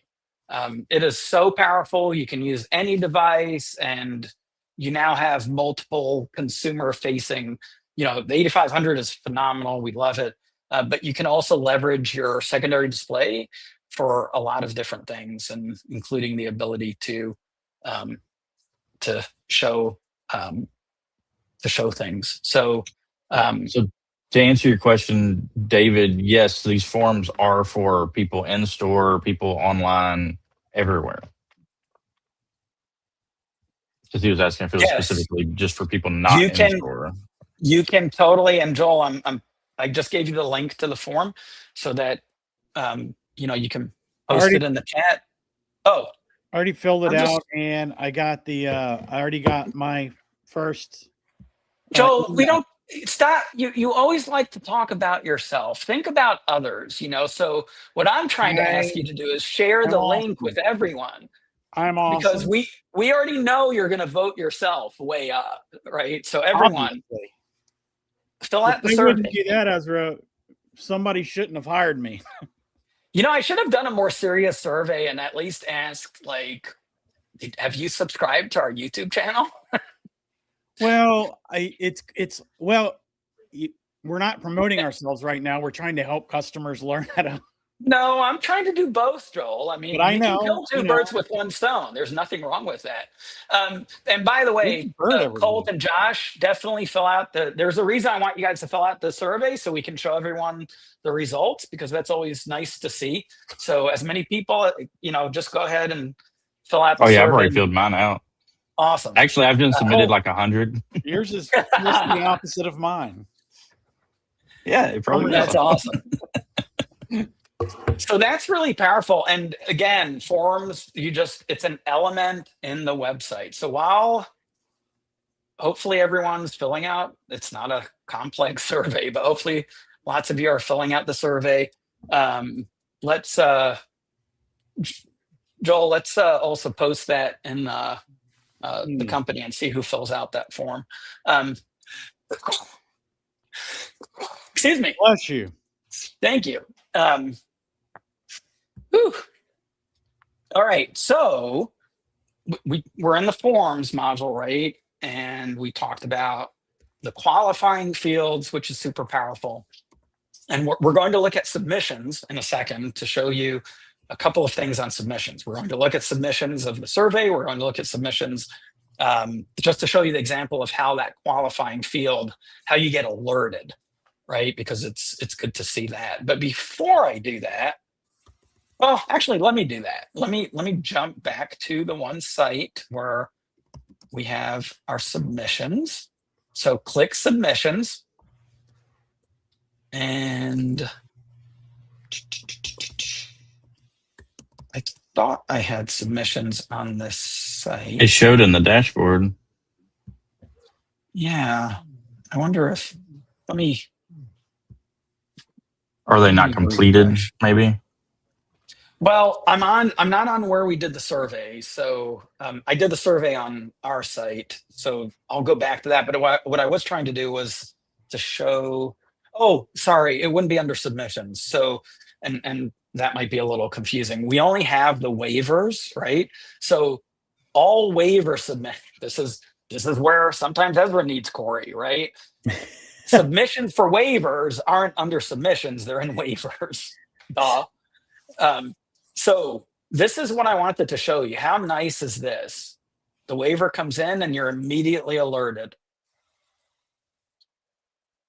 right? That it's disqualified because Keith Humphrey, isn't your name Keith? difficult? Never mind. Okay. It is. So do we need to know that you have a criminal record? I'm kidding, everyone. This is just demo data. So we basically get alerted that there's literally one disqualified entry. This is really important because, again, based on whatever information you need, and again, if this was just a regular form, it would be under submissions. It would still alert you and show you a status of disqualified, right? So that's super, super powerful. Now, if we go to our other side of things, we will look at this survey. To look at survey results, you go to submissions. And again, what's important is you have to choose what form. So I'll just choose the webinar survey. And we did get a bunch of entries. That's nice. So we've had 14. Thank you, everyone who completed it. Please be first. Please be first. Please be first. Be preferred. Here we go. Here we go. Here we go. Oh no, it's just a name. All right. So, wow. Nice. We got a 4.9 rating, 100 NPS score. Oh, I didn't put the right field name here. Yeah, I don't like that. Oh, Oki's not. Wow. What the heck? Wow. Thank you, everyone. I appreciate you all. You all will get $100. Wait. Can you zoom in on that average rank real quick, Ezra? Yes. Oh. Yeah, the lower the better. Okay, yeah. I was about to say, okay. Yeah. So what? So close. So close. Yet so far. Sorry, Joel. I would expect nothing less. Hey, Joel, Taking a survey. you know, your third place is a bronze medal in the Olympics. Unfortunately, when you're 3 out of 3, you're a loser because you're last place. So. I'm third place loser. You know what's crazy? I used to go to these. So my kids and myself, we did a lot of martial arts, and we went to a lot of tournaments. And it was in the era when all of the craziness started. You know, the craziness being we have to placate everyone. Participation trophy. Yeah, exactly. So I was okay with that. You know, hey, people actually, you know, they practice, they work hard. So, you know, they get a medal of participation. I actually don't have an issue with that. I enjoyed getting those when I would do, you know, my half marathons or my 5Ks, because you're racing against yourself and having that medal, you know, just as a memory. And I totally get that. That's okay with me, Josh. What I'm not okay with is if my child is one of one or one of 3 even that are in that particular round, and they're given, literally, there were instances where Josh was the only one in that group for that particular tournament event, right?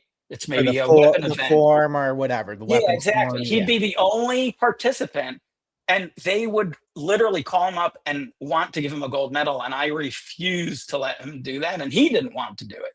And they would get mad at us, and I'm like, this is the stupidest thing I've ever heard. It's like, here is your gold medal. And then the school would want to go, look how many gold medals we won. And it's like, yeah, you morons, because half the events, there was only 1 or 2 people in it. Yeah. Like seriously? When you want to show off your winnings, especially for a school, you know, you want those events to be heavily attended. You want to have, hey, we got first out of 300 people, because that's something exactly. Or hey, even first out of 10, I would have been happy, or out of 5 at least. You know, like, but they literally, there were several of them in Shreveport that we would go to, and they weren't well attended events. So inevitably, Josh sometimes would be the only one, and he still would want to do it just for fun, right? And just to do it, but giving him a medal for that, I never understood that. So.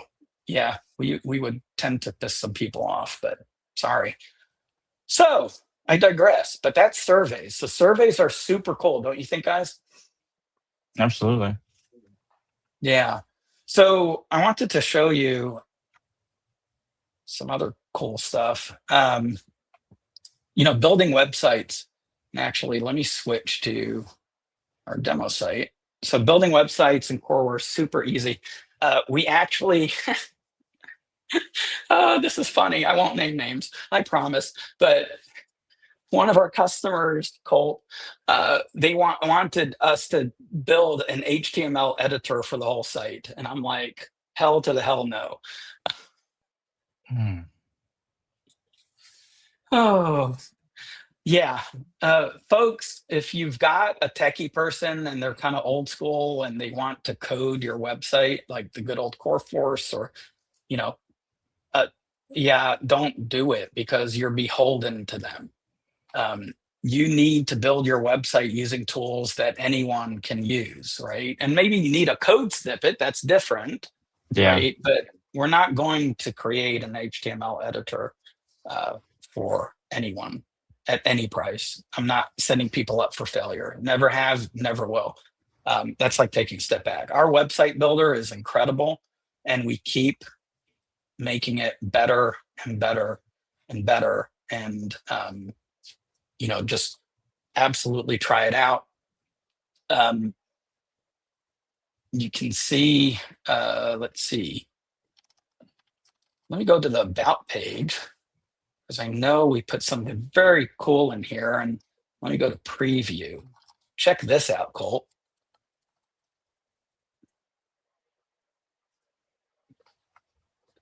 It's a timeline. Ooh. Isn't that cool? That's so nice. A lot of our customers I know have this legacy behind them. You know, their stores are family run from, you know, multiple generations sometimes. And again, you want your website to show who you are. And that About page, to me, I think is very, very important.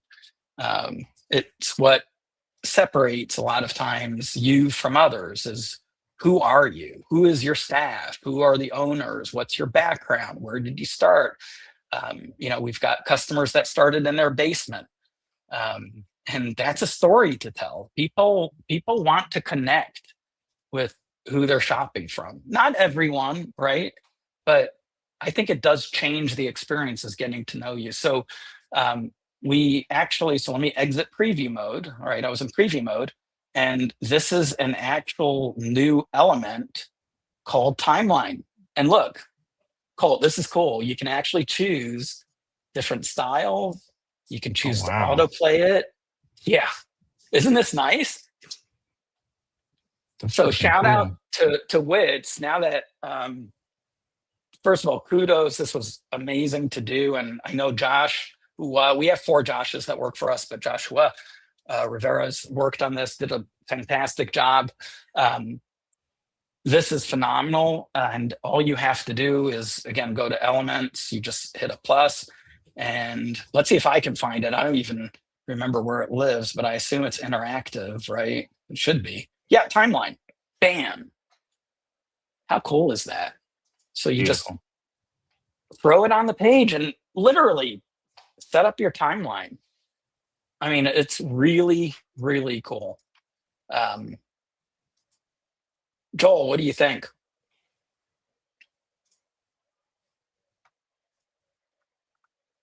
Joel doesn't think anything. Joel hates me. Joel is crying because he got 3rd place. Joel, we are going to get you a bronze medal. I said we want you to feel good. I'm still hung up on coming in last place when I'm literally the only one who was competing. Yeah, I literally came in last place, and there was only one real person in that whole competition. We'll see. Maybe more people are filling out the survey still. Maybe it's taking them time because they're just torn. They can't make up their mind. So we'll check that survey result just in case, you know, things change. Yeah. I mean, I'm speaking to our audience, you guys. I mean, we don't want Joel crying. It's not a pretty thing. Trust me. It's way too late. Yeah, I know. But we're still. No, seriously, I really like this. I like the so timeline. Joel. It looks very expensive. So, in all seriousness, I would love you to collaborate with Coreware site. Okay, hey, we have a lot of cool history. You broke up there. Can you say that one more time? You said, "Are you being serious or are you messing with me?" No, he's being serious. You said, "I would like for you to collab." I'd like for you to collaborate with Wits and get our timeline up on our website. Gotcha. Will do. Yeah. I think that would be cool. We've got some good legacy. So the other thing that was added, and I keep saying Colt for a reason, just so everyone knows, for those of you who don't know Colt is our VP of Enterprise Customers, but he's got like a title that's 1 million words long because he does a whole lot of things. But We at the end of shortened the it. day, I don't even remember. Whatever you choose, Colt. But in all seriousness, Colt, and many of you know Colt for our customers who are in the audience, but for those of you who don't, Colt oversees all of CoreForce and the websites and does a ton of work, and a ton of customer facing work. So that's why I mentioned Colt's name when it comes to the website builder. But Colt, we also added this accordion, which is nice. So that accordion, yeah. So you can literally just drag elements, and you can drag any element into the accordion. Did it automatically suggest those 3 things too? Those 3 questions? I think, in all honesty, I think they are hard coded. Meaning, I don't think it would change based on the page that I'm on. But you can put a request in for that. No, I mean, it makes sense. I'm not saying I'm correct, but that's the kind of thing that I would kind of expected for an accordion module, right, or element. Yeah, absolutely. Yeah, anything like FAQs. Yeah, exactly. Yeah, anything like that. But the nice thing is you can drag whatever element. If you want to do an image, you can do an image. An element inception. Yeah, so boom. You could drag a video link to your, YouTube where you explain something or something like that. Yeah. Nice. Isn't it? Very nice. Yeah. Can you drag a accordion within an accordion within an accordion? You'll have to let us know. I don't feel like being that brave. So, images. I want to show you something cool with images, everyone. Generate with Corey. So, one of you give me a description of an image you want to see, and we can choose from different styles. So a shark riding a motorcycle with a machine gun. Shark riding a motorcycle carrying a machine gun. And conditions. We cannot generate this image. Realistic, Colt, or no? Let's do illustration. Okay. So we're going to go next, configure. So this is so cool, everyone. This is now using our image generation engine. It's not using the OpenAI, or it's not using Gemini. And what that means to our audience is our image generation becomes significantly more cost effective than the traditional AIs. And you can choose, and I'm going to let you choose, Colt, is you can choose from Corey Cinematic, Corey Hyperreal, Photoreal, or Baseline. Now, again, we chose illustration, so I don't know how those 2 things come to play together. I have no idea what the result's going to be. I am telling you, I have not even tried this myself. So this is kind of going to be a surprise. Whatever team member that helped build this, your job's on the line. If it doesn't work, I'm just kidding. We're super excited about this, and this will be the first time I'm trying it out. This is, again, running an image generation that's running on our servers. So secure. Let's do cinematic. Let's do cinematic. Okay. Let's go for it. And you can choose how many passes, right? Any defaults, watermarks, collage, whatever. We'll leave all that. How closely it follows your prompt. That's what it thinks it should avoid. So that's a good distinction there. Is do you want it to avoid being cartoony, or do you want it to avoid being, super real or something like that? Yep. And then we even have advanced settings, it looks like. So I don't even understand these. So we're not going to touch these. I don't even know why we have these in here. I mean, nobody in their right mind understands this. Probably Dave might, but I know he's listening. This means nothing to me, everyone. This is AI talk. So at this point, I think we're ready. I think we're good. Right. But detail passes, does it let me choose to generate more than one, or it's just going to generate one? I think it's just generating. Click the little eye icon beside it. See what that says. Okay. Oh, uh-oh. Can't see it. Uh-oh. Okay. It shows up in the background. Yeah, you know what? I'm just going to, detail passes. Oh, no. This is just, how many was it? Shit. 30. 30. Right? I'm putting it I back. think so. Okay, I'm just going for it. It's running in the background. Cool. Oh, it's almost there. Wow. Creating your image. Oh, it's running faster than I actually expected it. Sharpening details. Almost there. Creating your image. Oh, wait, it already told. Oh, is that going to do it 30 times? Because I told it. Oh. I think that's just how many times it goes over the image to make sure it's what you're wanting. Wow. I don't think that's like creating 30 different images. I think it's basically just how much. And by the way, everyone, we will be showing you how many credits this will end up taking, and we'll give you an estimate. So I don't know about that. Wow. No. That's funny. Well, that's right. Your score, the score that you used to follow your prompt was really low. You gave it a 7. Well, where were you at 5 seconds ago? Oh shit! I don't want to. No. I was going to. I thought regenerate would let me I should have hit refine. Refine. Yeah. Dang nabbit. So Joel's sitting there in the background while we're sitting there talking about what these names mean. And I thought I did change that option. Oh, that's horrible. You did the passes. Got the shark gun. Refine doesn't do it. Where do I adjust? Oh my God. If only I could read. I should have hit the adjust generation settings. Yeah. I didn't even realize that was a button. So we need to remember we need a stop button, because this can be really frustrating for people as well. That one was awkward.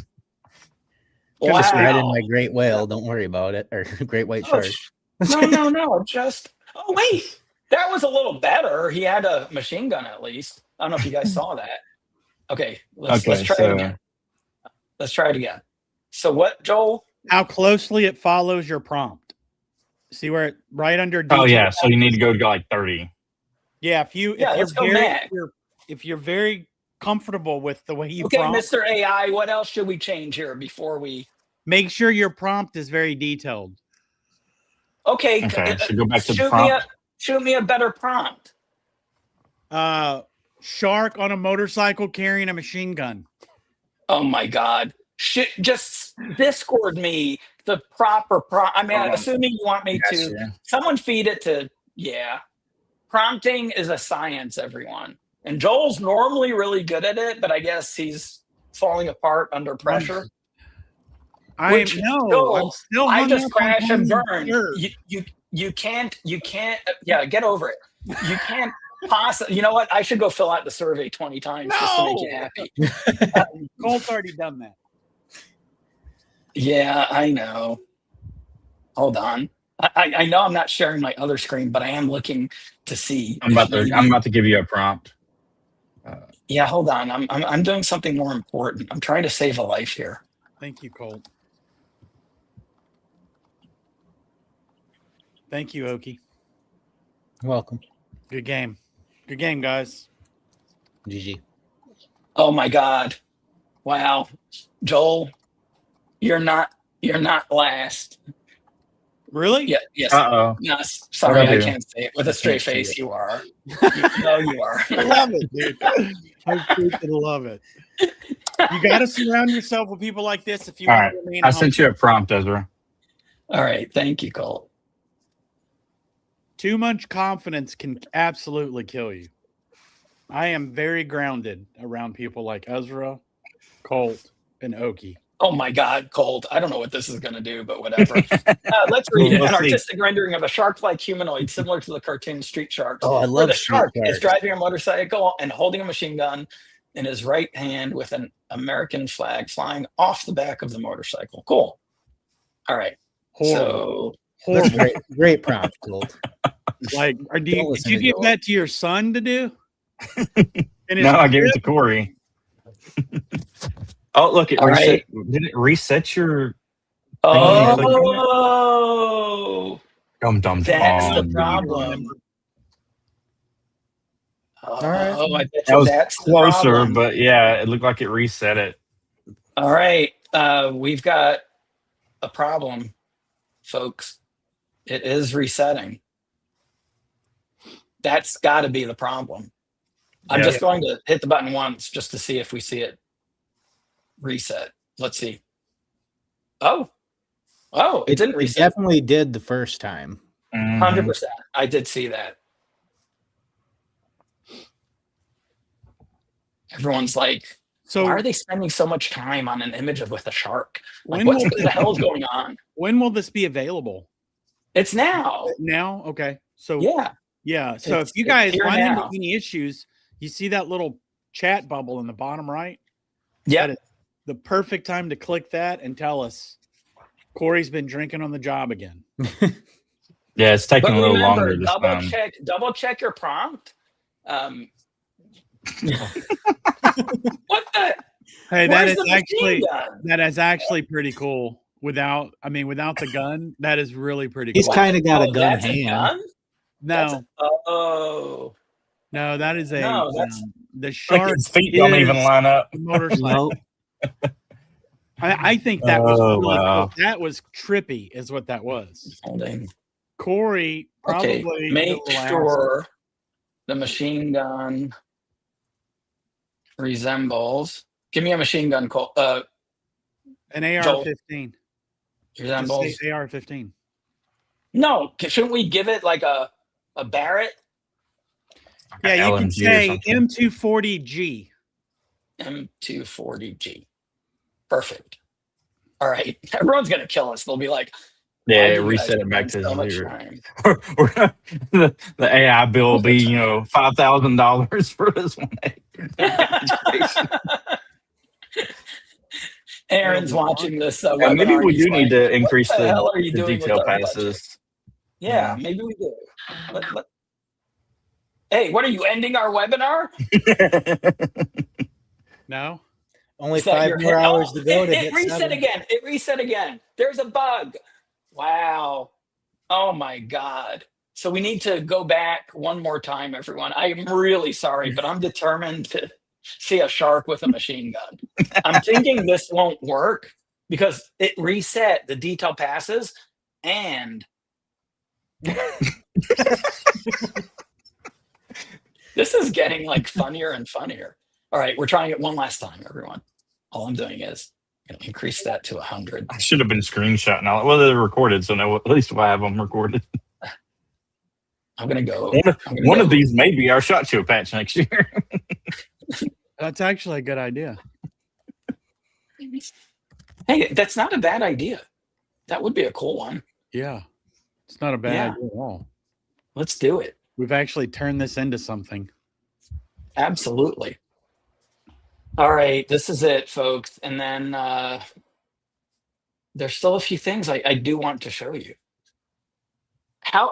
I'm being really short tonight, aren't I? Or today? This morning. Where the hell is the machine gun? No. Oh my gosh. No machine gun. And where's the realistic? Okay, I'm done. AI sucks. Just hire the graphic designer. No, you guys play with it, and the more you play with it, you're going to learn. It's just like any other tool. You Absolutely. can get really good with it. Yeah, and we'll give you tips and tricks once we figure it out. Maybe it's I'll probably get criticized by a few people internally, being like, Why'd you listen to Colt? No, I still think it's a good prompt. So the key is, let's see if we can figure out what's going on. But that's still cool, right? Very. I like it. I like it. I like it. So the accordion. So yeah, lots of cool things with the website. We are still pushing forward with our, if you came to the previous webinar, we're still pushing forward with the catalog search options, and we'll be covering that probably another time. But if you want to play with it, it's one of the elements under products that you can play with. Let me go back one. Exit without saving. I don't want to mess up the sales demo site. So if I did, sorry, sales guys, but you should have been here. Instead, you're gallivanting around somewhere. Oh, wow. So Ezra, I'm going to send you an image. This is more what I was thinking of. See if you can pull that up. Oh, wow. That is what I'm talking about. Wow. What did you use? I use ChatGPT. Oh, wow. Wow. We have a long way to go. All right, everyone. We still need to refine this because, yeah, you need to share that with Nad, and then share it with Joel, and he can post it in the chat or something, because it is cool. Yeah, let me see if I very can cool. bring it So up on the... while you're doing that and figuring that out, and you can, worst case, you can share your screen, Cold, if you just open it. Yeah, that's what I'm about to do. Share your screen. Okay, so while you prep up for that, just really quick, under products, I just want to show everyone the catalog search. We showed this last webinar, but we've enhanced it. So you actually drag it and it has a nice preview, of that catalog search. Remember, the catalog search, that's pulling from both the BFG catalog, the Armory. I mean, it's giving you the ability to sell distributor products. It's not fully operational. We still published it, but it's going to get better and better. You can hit configure to configure all kinds of settings. You can do rounding rules. You can choose your markup, your margin. You can have department overrides. You can do shipping charges and surcharges and destination charges. And it's really cool because at the end of the day, what you end up with, and you can also choose, does it show up as a button or does it show up as the search bar itself? But you can literally, if I choose show it as a button, I can say, hey, visit or shop our warehouse for even more items, right? So I can then preview that. And now I've just got a button, right? And this button can be anywhere, right? It can be put on top, put below, wherever you want to throw this. And it doesn't have to be a button. Again, it can be an inline search. And when I click it, at that point, I can say, hey, I'm just looking for what other 9mm ammo do you have? And I can just search, right? And that's checking any of the, right now it's all of the distributor inventory. Obviously, we're going to make sure it only checks the distributors that you work with. So connect the dots, right? That's where the Armory comes in. And at this point, it's letting your customer shop from you. But at the same time, it's preserving your website to focus on what you have locally. So it's best of all worlds. So you can price items very low margin that you don't have in stock, right? And these can drop ship. And at the same time, your website doesn't look like every other website out there. If you're not going to spend the time and the money to truly promote your website, there's no benefit to just crowding up your website with 230,000 items or whatever the count is.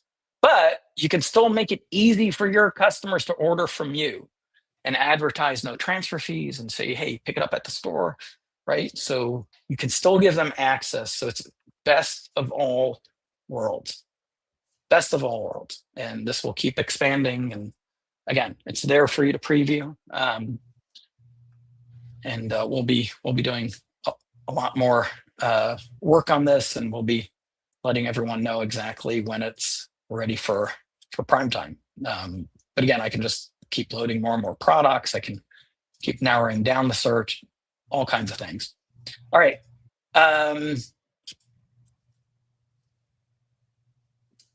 Colt, did you want to share your screen really quick? Yeah, if Joel could throw it up there for me. Throw me down, throw them up. So this is, hopefully Nad's going to watch this whole webinar. Certainly this section. That's what we need.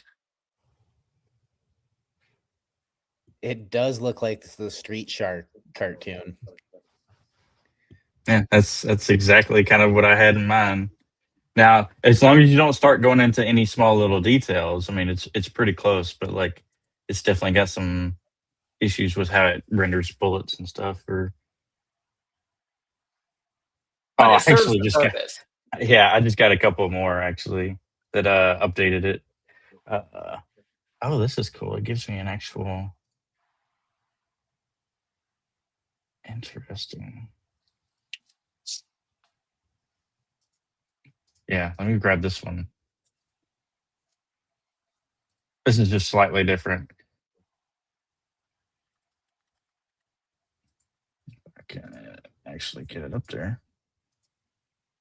Here, let me take this one down.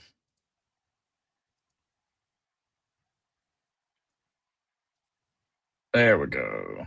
All right, throw that one up there.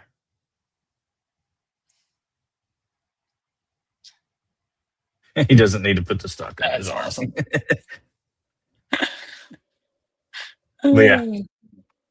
So that was kind of more along the lines of what I was expecting. All right. I love the sunset and everything. It's awesome. Just make sure you shoot those to Nad. And the prompt. Cool. Let me go back and throw my thank you, Joel.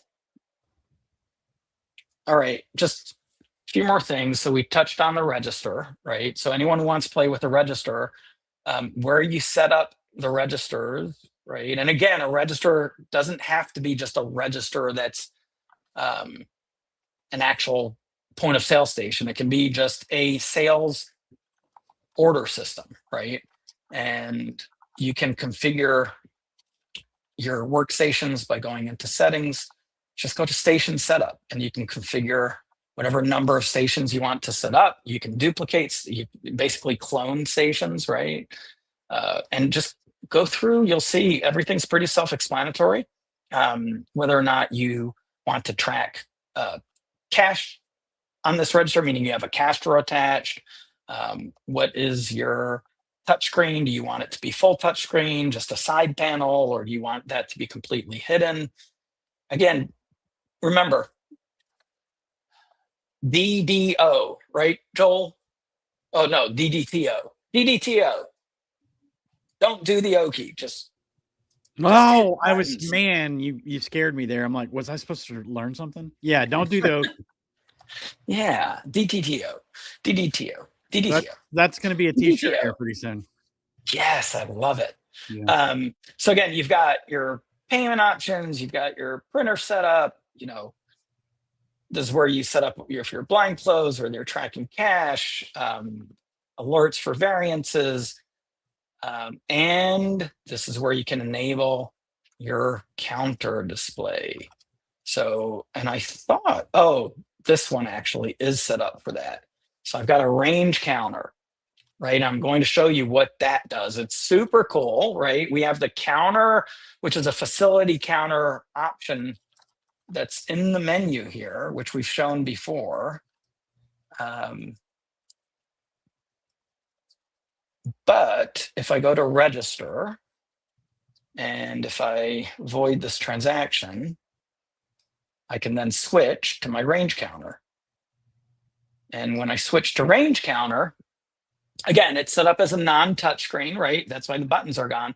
But look up here what I can do, everyone. I just go to my counter view, and this shows me my lanes, right? Because we have customers who, they don't have a separate workstation at the range. It's a smaller store, right? So they only have maybe 2 registers behind the counter, and those registers are used both for sales and for checking people in. And you can quickly jump, right? Any workstation can be both. So I can just jump between the two, and I can see that lane 1, I've got the felon Keith Humphrey on that lane. That's great. Remember, guys, he was supposed to be disqualified, but anyway. I guess he's a good felon. No, he's not. He's a vote fraud guy. He voted way too many times. Yeah, there you go. And then we have Hunter Ross on bay 2. And again, all of these lanes are fully occupied right now. But I can click on the lane and pull up and, again, add targets, add ammo, hold that transaction if I want to, add time, right? So again, really powerful in terms of what you can do with the register.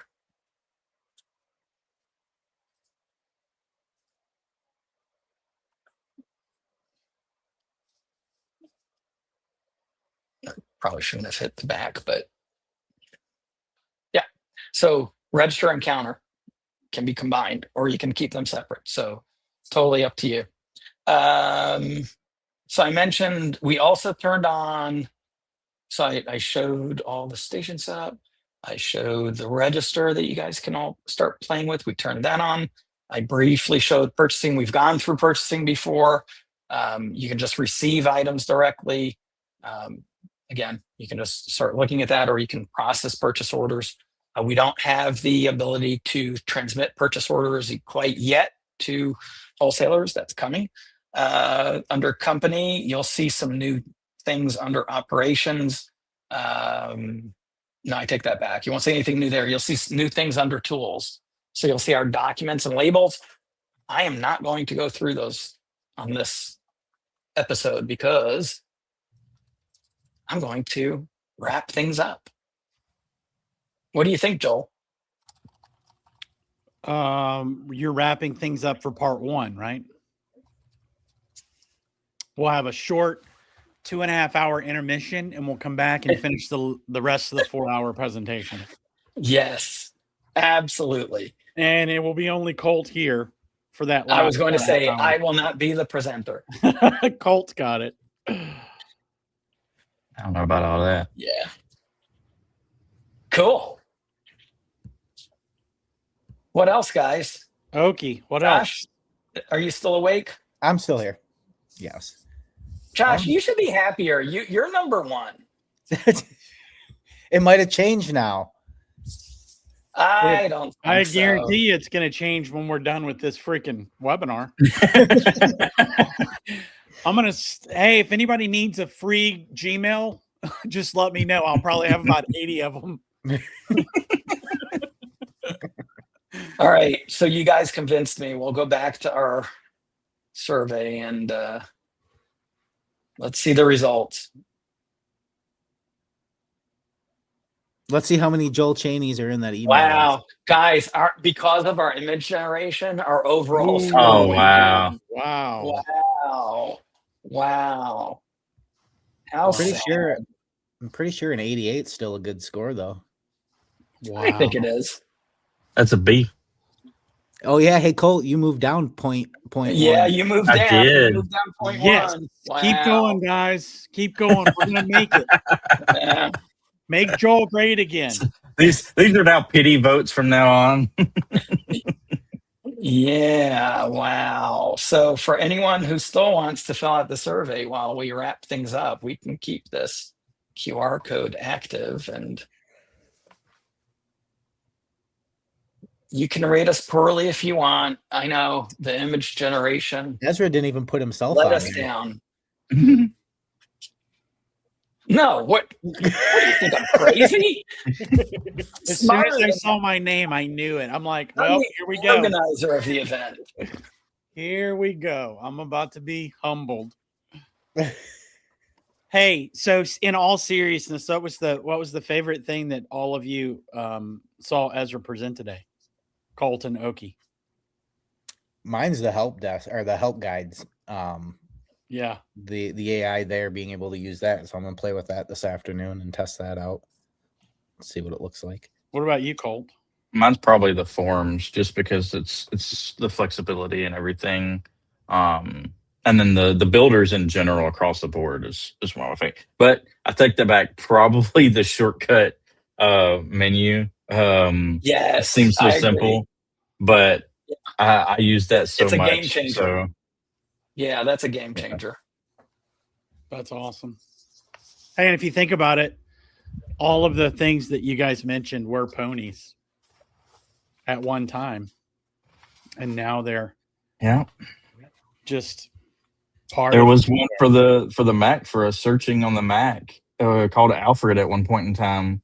I think it's still around, but it was back before Mac had the command spacebar key to where you could do a spotlight search. Yeah. Yep. That's pretty cool. Very cool. Very cool. All right, let's hold on. Let's see. It increased, didn't it? Yeah, I think it did. If I go down to 3, It does. It's it okay increased here. I went down again. Oh, damn! Maybe it wasn't. It wasn't okay there. Jeez, Joel, how many did you Let's go, submit? Joel. AI is literally nonstop submitting them, but you must have a because I should be way ahead by now. All right. Gosh. Hey, Well, Ezra, seriously, in all yes. seriousness, what is our next coreBLAST going to be on, and when can we expect it? So that's a good question. I think when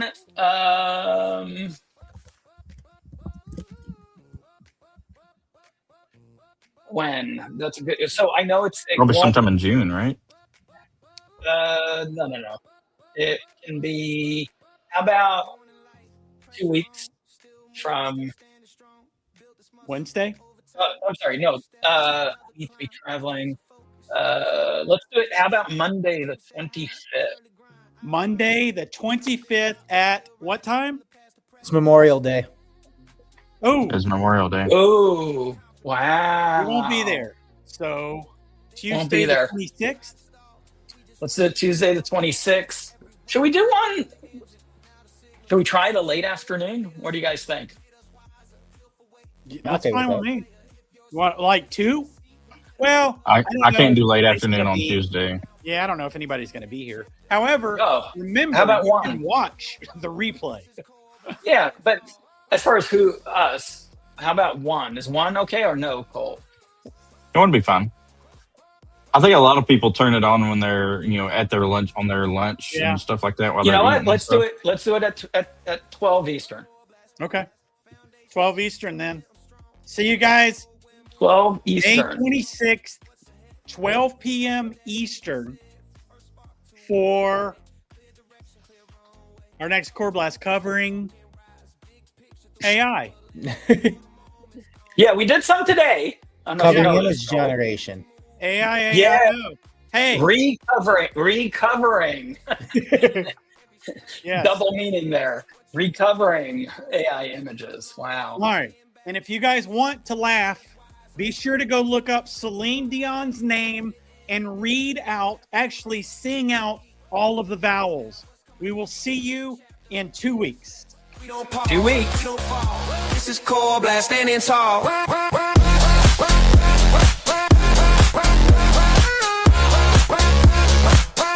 Standing tall.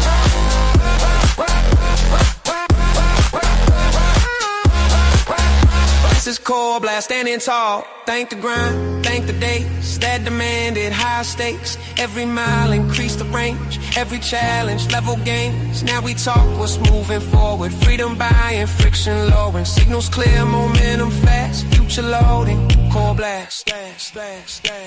Stronger mindset, fire the pace. Morning grind, no time to waste. This one runs, this one lasts. You don't rush what's built to last. Old new, now what's coming next? All aligned, all in effect. Stand up straight, this is the call. This is coreBLAST, we stand tall.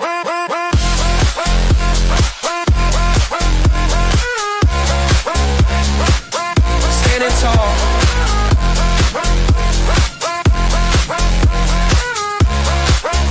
This is coreBLAST, we stand tall. Oh.